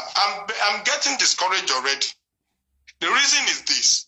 Like I told you, I'm indirectly avoiding talking to spending going forward. You can't do that. You can't do that, Westo. Le fi spend this sílẹ̀ ńbẹ̀ yẹn. Ó ní dín. These people are all over him already, and they are thinking that. But she man sheni e bolori bruku bossman àti Moses sheni they have nothing to offer. Oh my li alaanu lára yan. Unfortunately, Yeye Kudi o get message yẹn. Yeye Kudi o get one, please. Speaking, that is the problem I'm having with Yeye Kudi. Yeye Kudi doesn't get the problem. I like that woman, more respect to one boy. Ibi tó bá lọ tán ní mi criminal mi ò lè. Nǹkan tó sọ fún wọn ni bossman àti Moses ló sọ fún Yeye Kudi pé lè ní. Kò ṣe Yeye Kudi ò mọ̀ yín kò ń bá yín sọ̀rọ̀. Nǹkan tó lọ ń gbé fún Yeye Kudi ni Yeye Kudi ń sọ. So you can't blame Yeye Kudi. Yóò lè làwọn méjì èmi tí mọ̀ wọ́n ti pẹ́. Ẹ máa sọ lọ. Westo, don't get discouraged, please.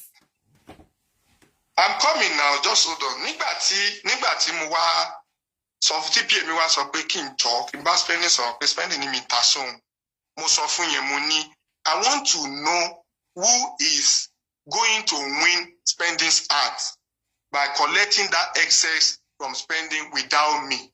Because wọ́n fẹ́ lò mí láti persuade the spending to cooperate with Mr. Moses. Láti kówó yẹn sílẹ̀. They told me this. Wípé èmi ní bad influence lórí spending tí mi ń jẹ́ kí spending kówó sílẹ̀. I should tell spending to cooperate. This spending back cooperate, they will put that money in another person's account. Ṣé mọ̀ pé mo engage another friend on this, Arifa. Money Arifa, I want you to be aware of this, and I want you to also get information on a separate ground without me. Mo explain fún, mo fún ní number bossman, mo ní kó pe bossman, kọjọ relate. Bossman ò mọ̀ pé mo wà lórí call yẹn. Arifa pé trying to explain, I had this, I had that, what happened? The back sent to for Arifa, you see, I listen to your program. You are the best. I know, I listen, you do analysis more than Westo. Westo doesn't listen, he's stubborn. For you, I used to come to a platform. I don't go to Westo platform anymore. And I like you. I'm serious. I'm serious. A lot of people all over the world are liking you, man. Even really come. So, Bobo, you loruko na hostile me.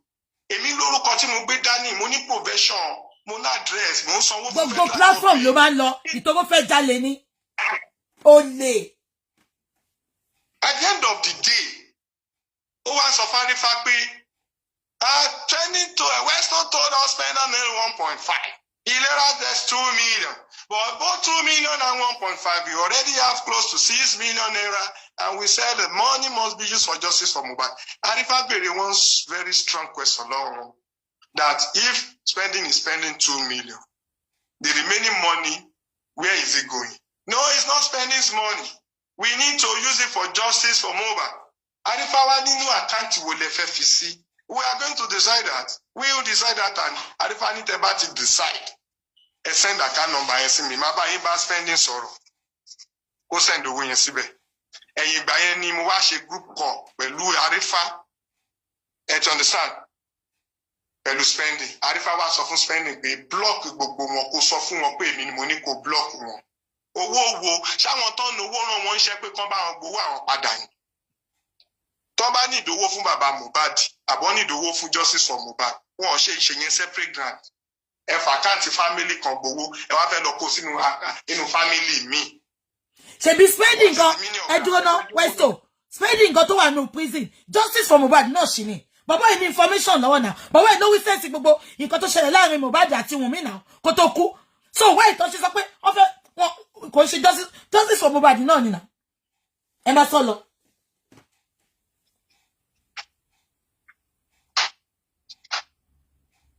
Anyway, at the end of the day, I see that they continue to pressurize spending, and they are doing some group call. They are even adding Prime Boy to the call to help them to tell spending to cooperate and tell spending not to spend more than 2 million naira, and the remaining money should be spent justice for Mohbad. In a nutshell, but spending you want to mess it up. So I could be Moshe handle case Prime Boy in I don't think Prime Boy will be fine now. Want to mess it up, but you go get that no. Oh my shit. If you don't want me to see two things, Timo first round up read.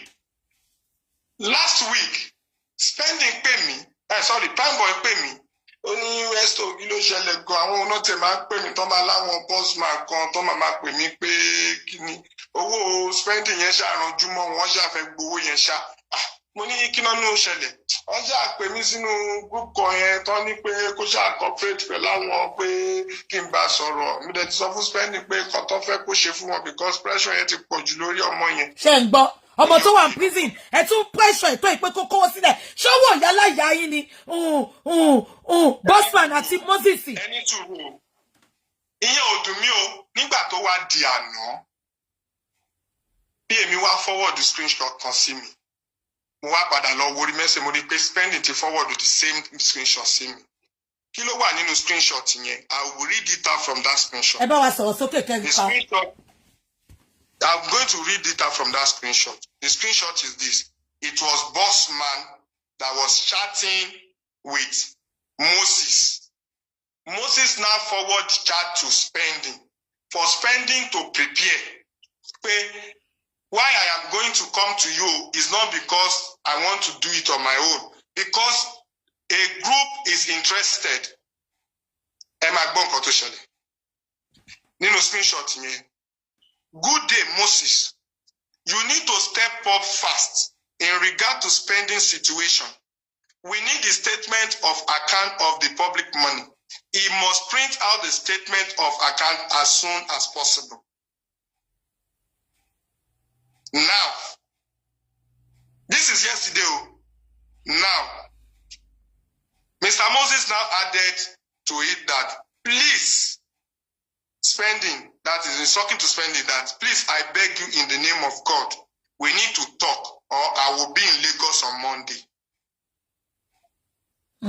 So Benny Monday. Benny. Maybe it's in Lagos, I don't know.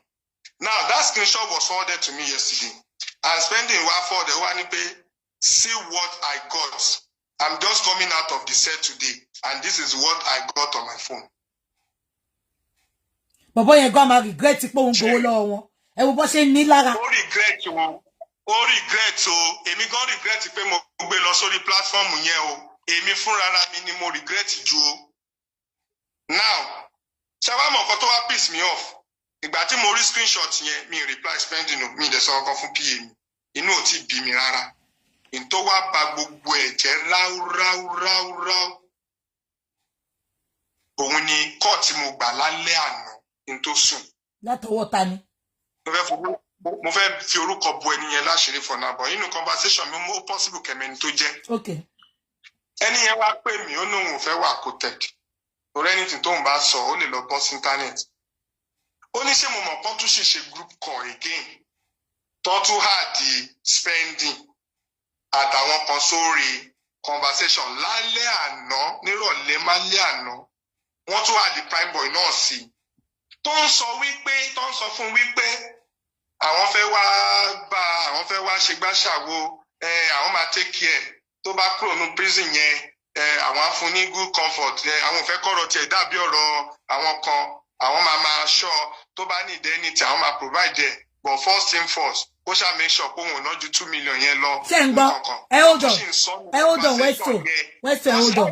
lálẹ́ àná wípé àwọn ń bọ̀ lọ́jọ́ Wednesday ẹ jẹ́ kí n land mo ti fẹ́ submit opinion mi báyìí wípé àwọn tún ṣì ń bọ̀ ní Wednesday láti wá ṣe follow up àwọn fẹ́ wá bá alpha bá lè fẹ́ jáde àwọn fẹ́ make sure pé ò ní problem but owó yẹn 2 million yẹn ni kò ná the people are interested and again statement of account yẹn fẹ́ wá gbà tó bá ti pull it out lórí phone àwa máa lọ print ẹ̀ níta and we need the excess money for justice for Mohbad but we take care of it as well. lánàá yìí nínú wa bí mi gbọ́dọ̀ pé ọ̀rọ̀ àwọn ará bí yìí ó ti kọjá kan tí mo rò. Ó ti kọjá kan tí mo rò. Now ibi tẹ́rọ Ọlọ́run kò bà mí ni pé the same Yeye Kudi tó sọ fún mi wípé that money must be used for justice for Mohbad and must not go out of that account. It's the same Yeye Kudi that is now saying that money must be pulled out of the account and be sent to another account for justice for Mohbad. I don't understand what is going on. And by and large, lastly, bóyá pull owó out o, bóyá wọ́n pull owó out o, first thing first, that money is not in my own account. Secondly, boya pull owó àtò, boya wọ́n pull owó àtò. The truth of the matter is that spending is who we generated the money. Exactly. Lastly, boya pull owó àtò, boya wọ́n pull owó àtò. Me, I will not be part of anybody to pull money out of that, and I will not influence spending to do such or to yield to such. Yes. Instead, in my withdraw, which I've been doing. No, Westo. Ibi tí èmi àti yín máa ti ní problem. Ìbẹ̀rẹ̀ òkè ṣoníṣẹ́. Tẹ́mi bá wo gbogbo ariwo ni. Tí olórí burúkú ọmọ ẹlẹ́nu tọ̀ọ̀kù. Bossman yẹn tó bá lọ máa bú mi lójoojúmọ́ lórí platform. Má ti withdraw lọ́dọ̀ bàbá Mohbad ti pẹ́. Ẹ má wá riwo ọjà. Ẹ jọ̀ọ́ ẹ ṣe bí Sunday ṣe máa bọ́ta. Please, ẹ má withdraw. Owó yẹn spending lọ gbà fún. Spending ò dẹ̀ ní kó fún anybody. Spending is part of justice for Mohbad. Information tó ń tọ́jú lè ní pé àṣírí wà lọ́wọ́ àwọn tí Bossman máa lọ kiri platform tó sọ pé òun láṣírí lọ́wọ́ tọ́lọ́pàá bá fẹ́ ṣe nǹkan òun máa gbé síta. Spending lọ gba àṣírí yẹn lọ́wọ́ ẹ̀. Ẹ wá lu ọmọ yẹn tán, ẹ wá fẹ́ gba, ẹ wá ní kó máa balance wo. The money was for spending. Orí spending lẹ fi pé kò dẹ̀ lè lọ kó sí account kankan because account bàbá Mohbad tán ní kó lọ kó sí yẹn kò ní two-way signature. Wọ́n dẹ̀ mọ̀ pé máa easy fáwọn láti lọ máa pe bàbá Mohbad bí Moses ṣe gba 200,000 lọ́wọ́ ẹ̀. Wọ́n mọ̀ pé àwọn lè control bàbá Mohbad, which is nǹkan tó ń ṣe lọ́wọ́. Spending, please. Àwọn èèyàn máa pè wọlé. Westo, don't give that money to anybody. And please don't withdraw. If you know you are a true supporter of justice for Mohbad, please, ẹ bá wa jẹ́ kí spending jáde because àwọn èèyàn ti ẹ̀ feel pé spending ó ti jáde ni. Àmọ́ pé ìwà nínú prison. Ẹ bá wa jẹ́ kó jáde. Ẹ jọ̀ọ́, don't withdraw. Bó ṣe ṣe mí náà nìyẹn tí mo bínú bá bàbá Mohbad jà. Ẹ wo bí ìgbà ìmà. Bossman pẹ̀lú àwọn tó jẹ́ kí bàbá Mohbad ṣàṣìṣe tí mo fi bá wọn jà. Bossman yìí pẹ̀lú ẹ̀. Ẹ máa gbọ́ now, the only thing tí mi fi ní withdraw rí ẹ̀yin ni máa sọ fún. Máa send the number spending sí yín. Ẹ pè spending. Ẹ sọ fún spending pé every time kó return ẹ padà fún wọn. Kó raise owó mi fún ọmọ yẹn. So that àmọ́ yá. Láyé, no, Westo, no. Gbogbo èèyàn ló ń sọ báyìí sìn. You cannot say pé the only thing tẹ́ fi ní withdraw ni pé kán dówó padà fáwọn ta ni. Ṣé kí Bossman lọ máa náwó jẹ? Yeye Kudi ò mọ̀ pa owó yìí. Wọ́n lè pa ṣẹgbọ́. Wọ́n lè pa. Kò ní kówó yẹn sílẹ̀. Ayé ń ṣe justice for Mohbad ni. Ọmọ yóò dé ti kúrò prison. Ẹ ti fẹ́ gbowó lọ́wọ́ ẹ̀. Tó bá tún nídìí owó kọ́. Kí ló dé tá à ń ṣe báyìí fún àwa náà?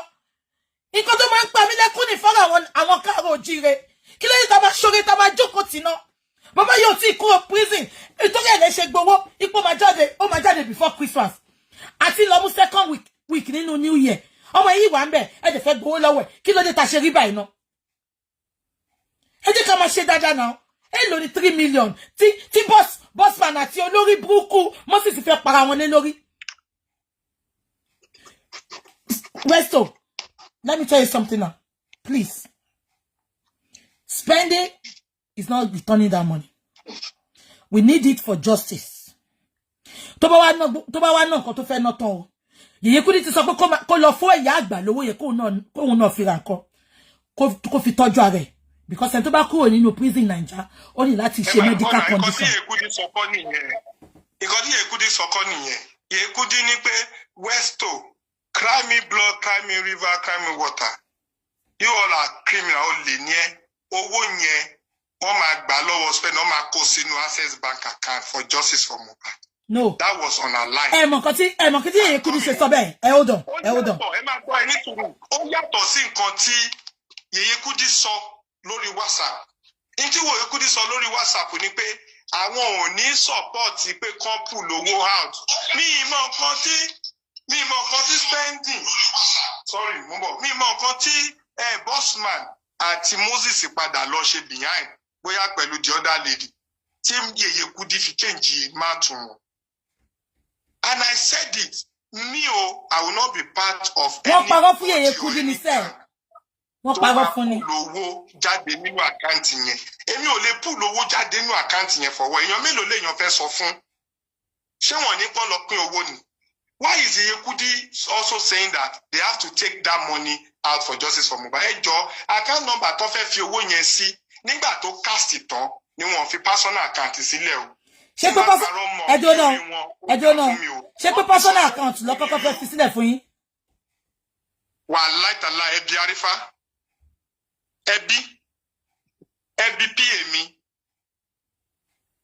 tó bá jẹ́ wípé àní person on sọ pé àwọn máa decide account tó máa wọ́n ní mi gan lè gbà sọ́wọ́ wọ́n náà máa sọ account wọ́n náà máa lọ ṣe meeting wípé group máa decide tí n bá parọ́ mọ́ wọn kórì wọn dá fún mi mo fi Genesis to Revelation mo odindi Quran Bákọ́rà mo fi búra tí n bá parọ́ mọ́ wọn. Àní wọ́n sọ́sẹ̀ ibi tí ọ̀rọ̀ yẹn ti wá ń rú mi lójú ni pé Joy mi ìjọ one lady Joy very very cool woman like that ló ń sọ fún mi pé Westo ó dàbí pé if worse come to worse àkáǹtì bàbá Mohbad nìkan lọ fowó yẹn sí mo ní ẹni àkáǹtì tó bá ń kó jẹ ẹ lè wá lọ bá spending sọkẹ sọ sí dò bó èmi ò ní join nìyí o èmi lèmi sọ o èmi ò ọmọdé jùmọ̀ o mi ní ever I will never be part of it. Ẹ wá lè lọ ṣé kẹ wà successful but torí pé wọn wà successful wọn ní pé mi lèmi ń block àwọn lémi tèmi náà ti avoid spending tínú mi ò dẹ̀ dùn sí pé mo avoid ọmọ yẹn. ẹ má avoid ẹ kódà téèyàn bá wà ní prison wọn ní èèyàn tó súnmọ́ wọn. wọ́n rò pé mi lèmi influence ọmọ yẹn pé kí ọmọ yẹn yẹn má kówó sílẹ̀. mo dẹ̀ kówé kan fún wọn mo ní tèmi bá influence ọmọ yẹn ṣé mi ju bàbá ẹ lọ ṣé mo jù yẹ ẹ lọ mo jù ẹ̀gbọ́n ẹ lọ mo jù àbúrò ẹ lọ ṣé bẹ́ẹ̀ tí ń ṣe group call ẹ ti pe lọ́ọ̀yà náà ti bínú ó ti block nọ́mbà yín ṣé mo jù àwọn yẹn lọ lọ́dọ̀ spending ó mì ń pé ẹ̀yin fúnra ara yín ti decide ti embarrass ara yín lọ́dọ̀ ọmọ yẹn mo dẹ̀ ń sọ wípé screenshot yìí tọ́mọ yẹn bá lọ send ẹ̀ síbi tó yẹ kó send ẹ̀ sí pé ẹ̀ ń request fún essex yẹn òun lè máa tó ríra yín ọ̀rọ̀ yẹn ló ṣẹlẹ̀ lẹ́nu ṣé wọ́n padà ríra wọn tẹ́ ẹ lè fi ẹfúnyàn lẹ́ràn ẹ lè fokùn ẹ lẹ̀ kí ló dé kí ló tẹlẹ̀ gangan àwọn náà jẹ́ kí n máa bú àwọn accent people pé tẹ́ bá ti ráwọn tó ń sọ accent ẹ bẹ̀rù wọn tó bá fún yín £1 bá wọn máa béèrè ata mélòó lẹ́ra ẹ̀gúsí mélòó lẹ́ra irúgbẹ́ta àti irúwúro mélòó lẹ́ra ọmọ tí ò ti jáde nù sẹ́ ẹ ti mess it up. How much is the money? Ó yé mi o. How much is the money? Ẹ mọ̀ pé ọ̀rọ̀ yìí wọ́n ti lọ bà mí jẹ́ lọ́dọ̀ mama prime boy now. Wọ́n pe mama prime boy. Wọ́n ní èmi ń sọ fún mama prime boy wípé èmi ní pé 3 million kan mo gbà fún èmi ní 5 million ni mo gbà fún lórí platform tèmi èmi ní 6 million ni èmi ń parọ́ màmá yẹn wá bínú. Mo kàn pé màmá yẹn pé kí wọn ni màmá ní ẹ má pè mí ẹ fẹ́ bà mí lórúkọ jẹ́ ẹ lọ pariwo káàkiri bẹ́yìn gba 5 million fún mi ṣó tẹ gbà fún mi wọ 2 million ní èèyàn burúkú ni yín mo ní màmá kò rí bẹ́ẹ̀ o but whatever tẹ bá gbọ́ tó mú yín sọ bẹ́ẹ̀ is fine tèmi ni pé ṣọmọ yín wà òkè ọmọ yín la need níta dẹ̀ need ẹ̀ fún ni pé nǹkan kò ní ṣe kó bá wa sọ̀rọ̀ ní court ká get justice fún Mohbad bóyá mo ṣẹ̀yìn o bóyá ẹ̀ṣẹ̀ mi o ìyẹn kọ́ ni mo wà after a máa yanjú yẹn later. Mi ní fẹ́ bá yín sọ̀rọ̀ tẹ̀ fi mí lẹ̀ màmá yẹn pa fóònù pàun ìjọ́ kẹta ni màmá pè mí padà Westo ẹ má bínú ọ̀rọ̀ tí mo sọ sí yín o mi mọ̀ pé yàn burúkú làwọn pípù yẹn o mo ṣẹ̀ṣẹ̀ rí wọn tán ni o wọ́n parọ́ mọ́ yín ni o wọ́n bà yín jẹ́ ni o mo ní màmá kí ló ṣẹlẹ̀ wọ́n ní pé ẹ parọ́ pé ẹ send 3 million ẹ send 5 million ẹ send 6 million mo ní mi gan ṣé mo mọye tí ẹ wọ ọjọ́ ẹgbà mo ní màmá owó spending tó ṣẹ́kù náà fẹ́ gbà mo dẹ̀ sọ fún wọn pé mi ò náwó sí i a dẹ̀ sọ̀rọ̀ débi ọ̀dọ̀ yín mo níjọ́ tèmi ti ń ṣe èmi ò gba rìtọ́ọ̀nù rí tọ́dọ̀ tí yín rèé tá a tiẹ̀ ṣe mi ìmọ̀ye tó jẹ́ ẹ bá rí 10 million bá rí 100 million tìyín ni pé kẹ́ ẹ ṣàgbọ̀mọ̀ yín jáde tó dẹ̀ ti jáde kò kàn mí bóyá bẹ́ẹ̀ náà ti wá ń kó tì mí pé mo ní mo gba 5 million fún yín mo gba 10 million fún yín èmi fúnra mi ò mọye tó jẹ́ ìtọ́ sọ yẹn kọ́ ló má tà sí mi nǹkan méjì lèmi fẹ́ bí yín ẹ gbàgbé ń tẹ́ torí ẹ pè mí ẹ jẹ́ kémi sọ ohun tí mo fẹ́ bá yín sọ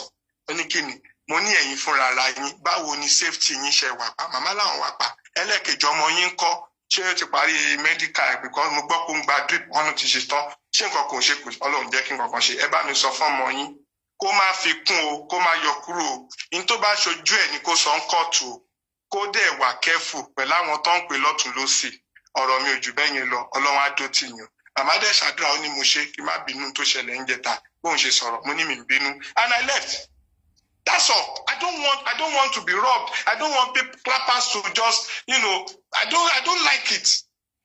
I'm not trained like that. I've been a leftist for a long time. I have my profession, I'm protected, I have my name and my integrity. I'm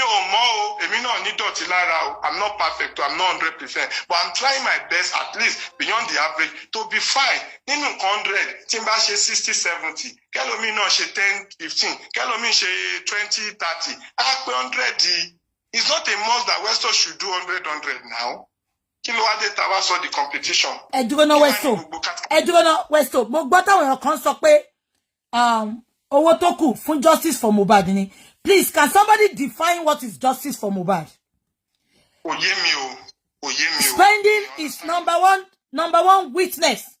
To witness gbogbo bí Wunmi àti Mohbad ṣe wà nínú mọ́tò. Gbogbo nǹkan tí Mohbad sọ kó tó di pé ó kú nínú mọ́tò.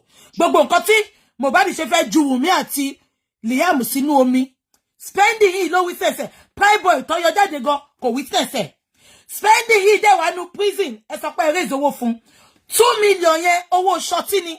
Ó yìí ní ìdọ́dá owó. Ìgbà tó ń sọ fún ọ pé 2 million lòun need. Owó shorty ló sọ. Kò sọ gbogbo owó tó surround ẹ̀. Now, ọwọ́ adáwó yẹn owó yẹn wá kù. Spending yìí wà nínú police station.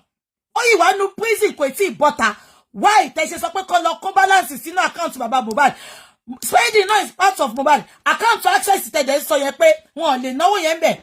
Mo ń sọ fún yín sí pé bàbá Mohbad nìkan ló access sí account yẹn. Nǹkan tó sọ fún mi ni pé 2 signatories. But kò kí ń ṣe 2 signatories. So if you want someone spending, it is part for justice for Mohbad. Ẹ ti pa bọ̀bọ̀ yẹn gan. Ẹ ti depress ẹ̀ sínú prison. Lórí owó tẹ́ ẹ pé. Bọ̀bọ̀ yóò ti jáde nínú prison àti ìwà bó ṣe máa jáde just because ẹ ti gba information lẹ́nu ẹ̀. Ẹ ti gba nǹkan tẹ́ nídìí lẹ́nu ẹ̀. Ẹ wá pàtì síbẹ̀. Ẹ ti ẹ̀ sọ bó ṣe máa jáde. That is the truth. They have messed the guy up. I'm not even happy that guy is facing that, because mo feel bad. Kí ló dé? Boboya ma ní ṣé wọn kan ṣe bí bákan ni ti prime boy tí ò náriwo. Kí ni tọ̀dọ̀ tó mú? Kò ṣe wá láriwo. Kò dá báyìí. Kò dá. Kí ni kí ló wá ṣẹlẹ̀ gangan? Èló lówó náà? Èmi gan tí mò ń káàkiri tí mò ń raise owó fún eléyìí tí mò ń ṣe gbàṣà tí mo gbọ́rọ̀ wọn sórí, èmi fúnra mi ò dá ní 100,000 naira tí mo lè boast of. Kí wá ní problem wọn tó wá ń sọ pé mi dẹ̀rọ wípé mo ṣẹ̀ wọ́n láti sọ pé mi ò ní wà part of people to pull money out of that account. Mi rò pé mo ṣẹ̀ wọ́n. Kí ló wá ṣẹlẹ̀ gangan? Kí ló ṣẹlẹ̀ gangan? Westo, ṣé nǹkan tí máa bẹ̀yìn fún ẹjọ́ ẹgbẹ́ wa ẹ jẹ́ keep spending jáde, please. The boy mo lè imagine mental health ẹ̀ bó ṣe wà yẹn ẹni tọ́jọ́ mú wọn ti filẹ̀ òun ìwà ń bẹ̀ ẹjọ́ bá wa ṣe bó ṣe máa jáde then kó yé pé mọ́ ẹ bá wa sọ fún spending àti prime boy kọ́ máa pick phone boy bossman ń rìkọ́dù gbogbo wọn o rìkọ́dù yẹn ló ṣẹ́rí bó ṣe lọ boost fún Amzat tó wà ní Ghana yẹn nìyẹn o ìyẹn ojú òkè ló fi wò wọn àti Moses bó ṣe ń lọ kiri platform nìyẹn tó máa lọ máa parọ́ owó ló fẹ́ gbà o. Every platform should be careful of them. They have nothing to offer. They know nobody. Ẹ wo bí ẹ jẹ́ kí n sọ eléyìí kí n kàn round up kí n kàn fi káwọn èèyàn, because eléyìí tá sọ yìí náà àwọn tó máa believe ẹ̀ wọ́n máa believe ẹ̀, àwọn tí wọ́n ní believe ẹ̀ ní believe ẹ̀, àwọn tó ti wà adamant in their mind tí wọ́n ní gbà àwọn tó máa náà fi kún ayọ̀ kúrò, àwọn tó máa ní own defender rẹ̀ ní kinní kan ni I don't do cash up game and God assist my encounter with Mohbad spirit ní pé if I do anything otherwise to be bóyá mo tiẹ̀ lọ ṣe nǹkan tó yàtọ̀ sí justice, then your spirit should leave me. This spirit that I encounter with is to do what is right. And I said it, I'm not perfect, I'll make mistake, but my priority is to get justice for Mohbad, which is why I'm standing strong.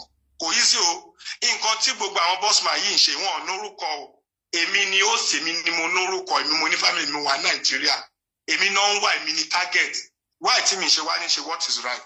Tí mo mọ nǹkan tí mo gbé dání. Kò dẹ̀ dùn mí torí àti bẹ̀rẹ̀ case yìí. Corona inquest láti wà. Proper court ò ti bẹ̀rẹ̀. Rehearsal ni gbogbo àṣì ń ṣe. Real gbàgbó sì máa ṣẹlẹ̀. By the time tí issue ìgangan bá bẹ̀rẹ̀. Àìtí bẹ̀rẹ̀ case. It's not something no prepare fún. Lèmi náà dẹ̀ ṣe ń gbìyànjú pé okay, I will do my best to make sure pé mistake kò wáyé.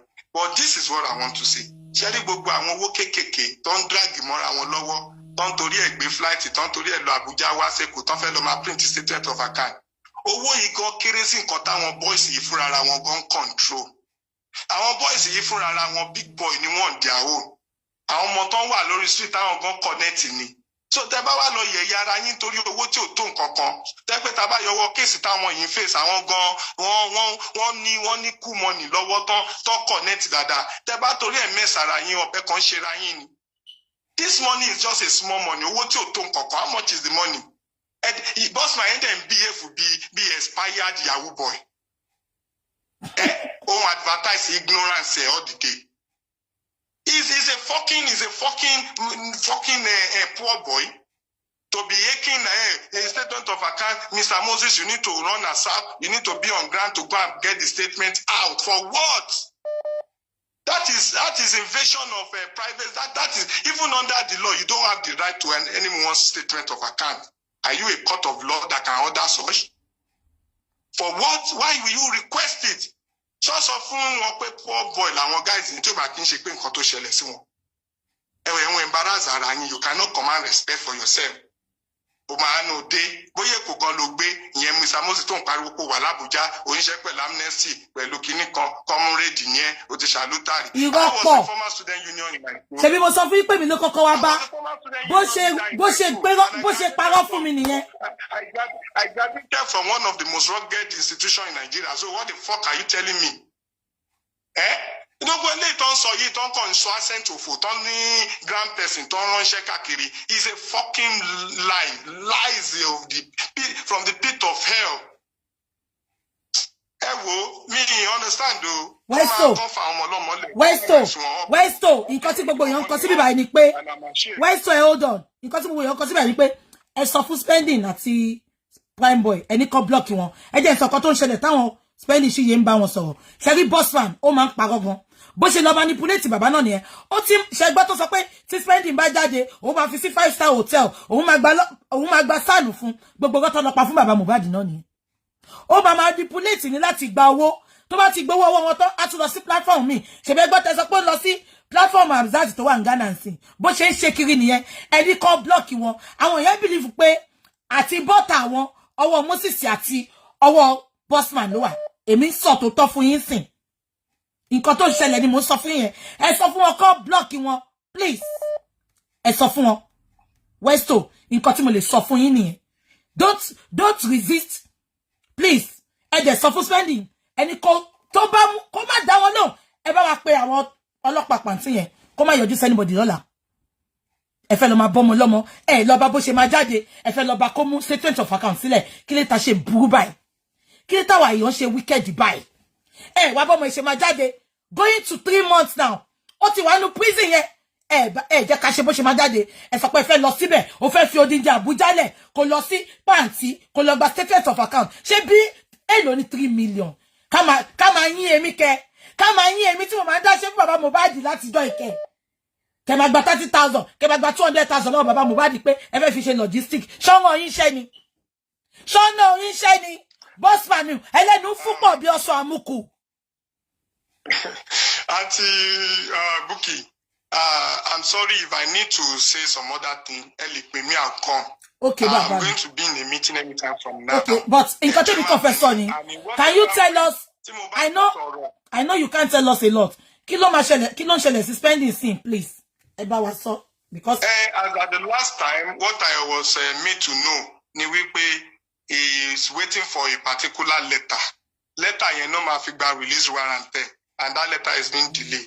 Reason to fi need delay no ni wípé the letter is involving government because out of the 3 surety, there is a level 14 officer that must get an approval from head of service. Invariably, the Lagos state government must give a letter of approval. That's what is me.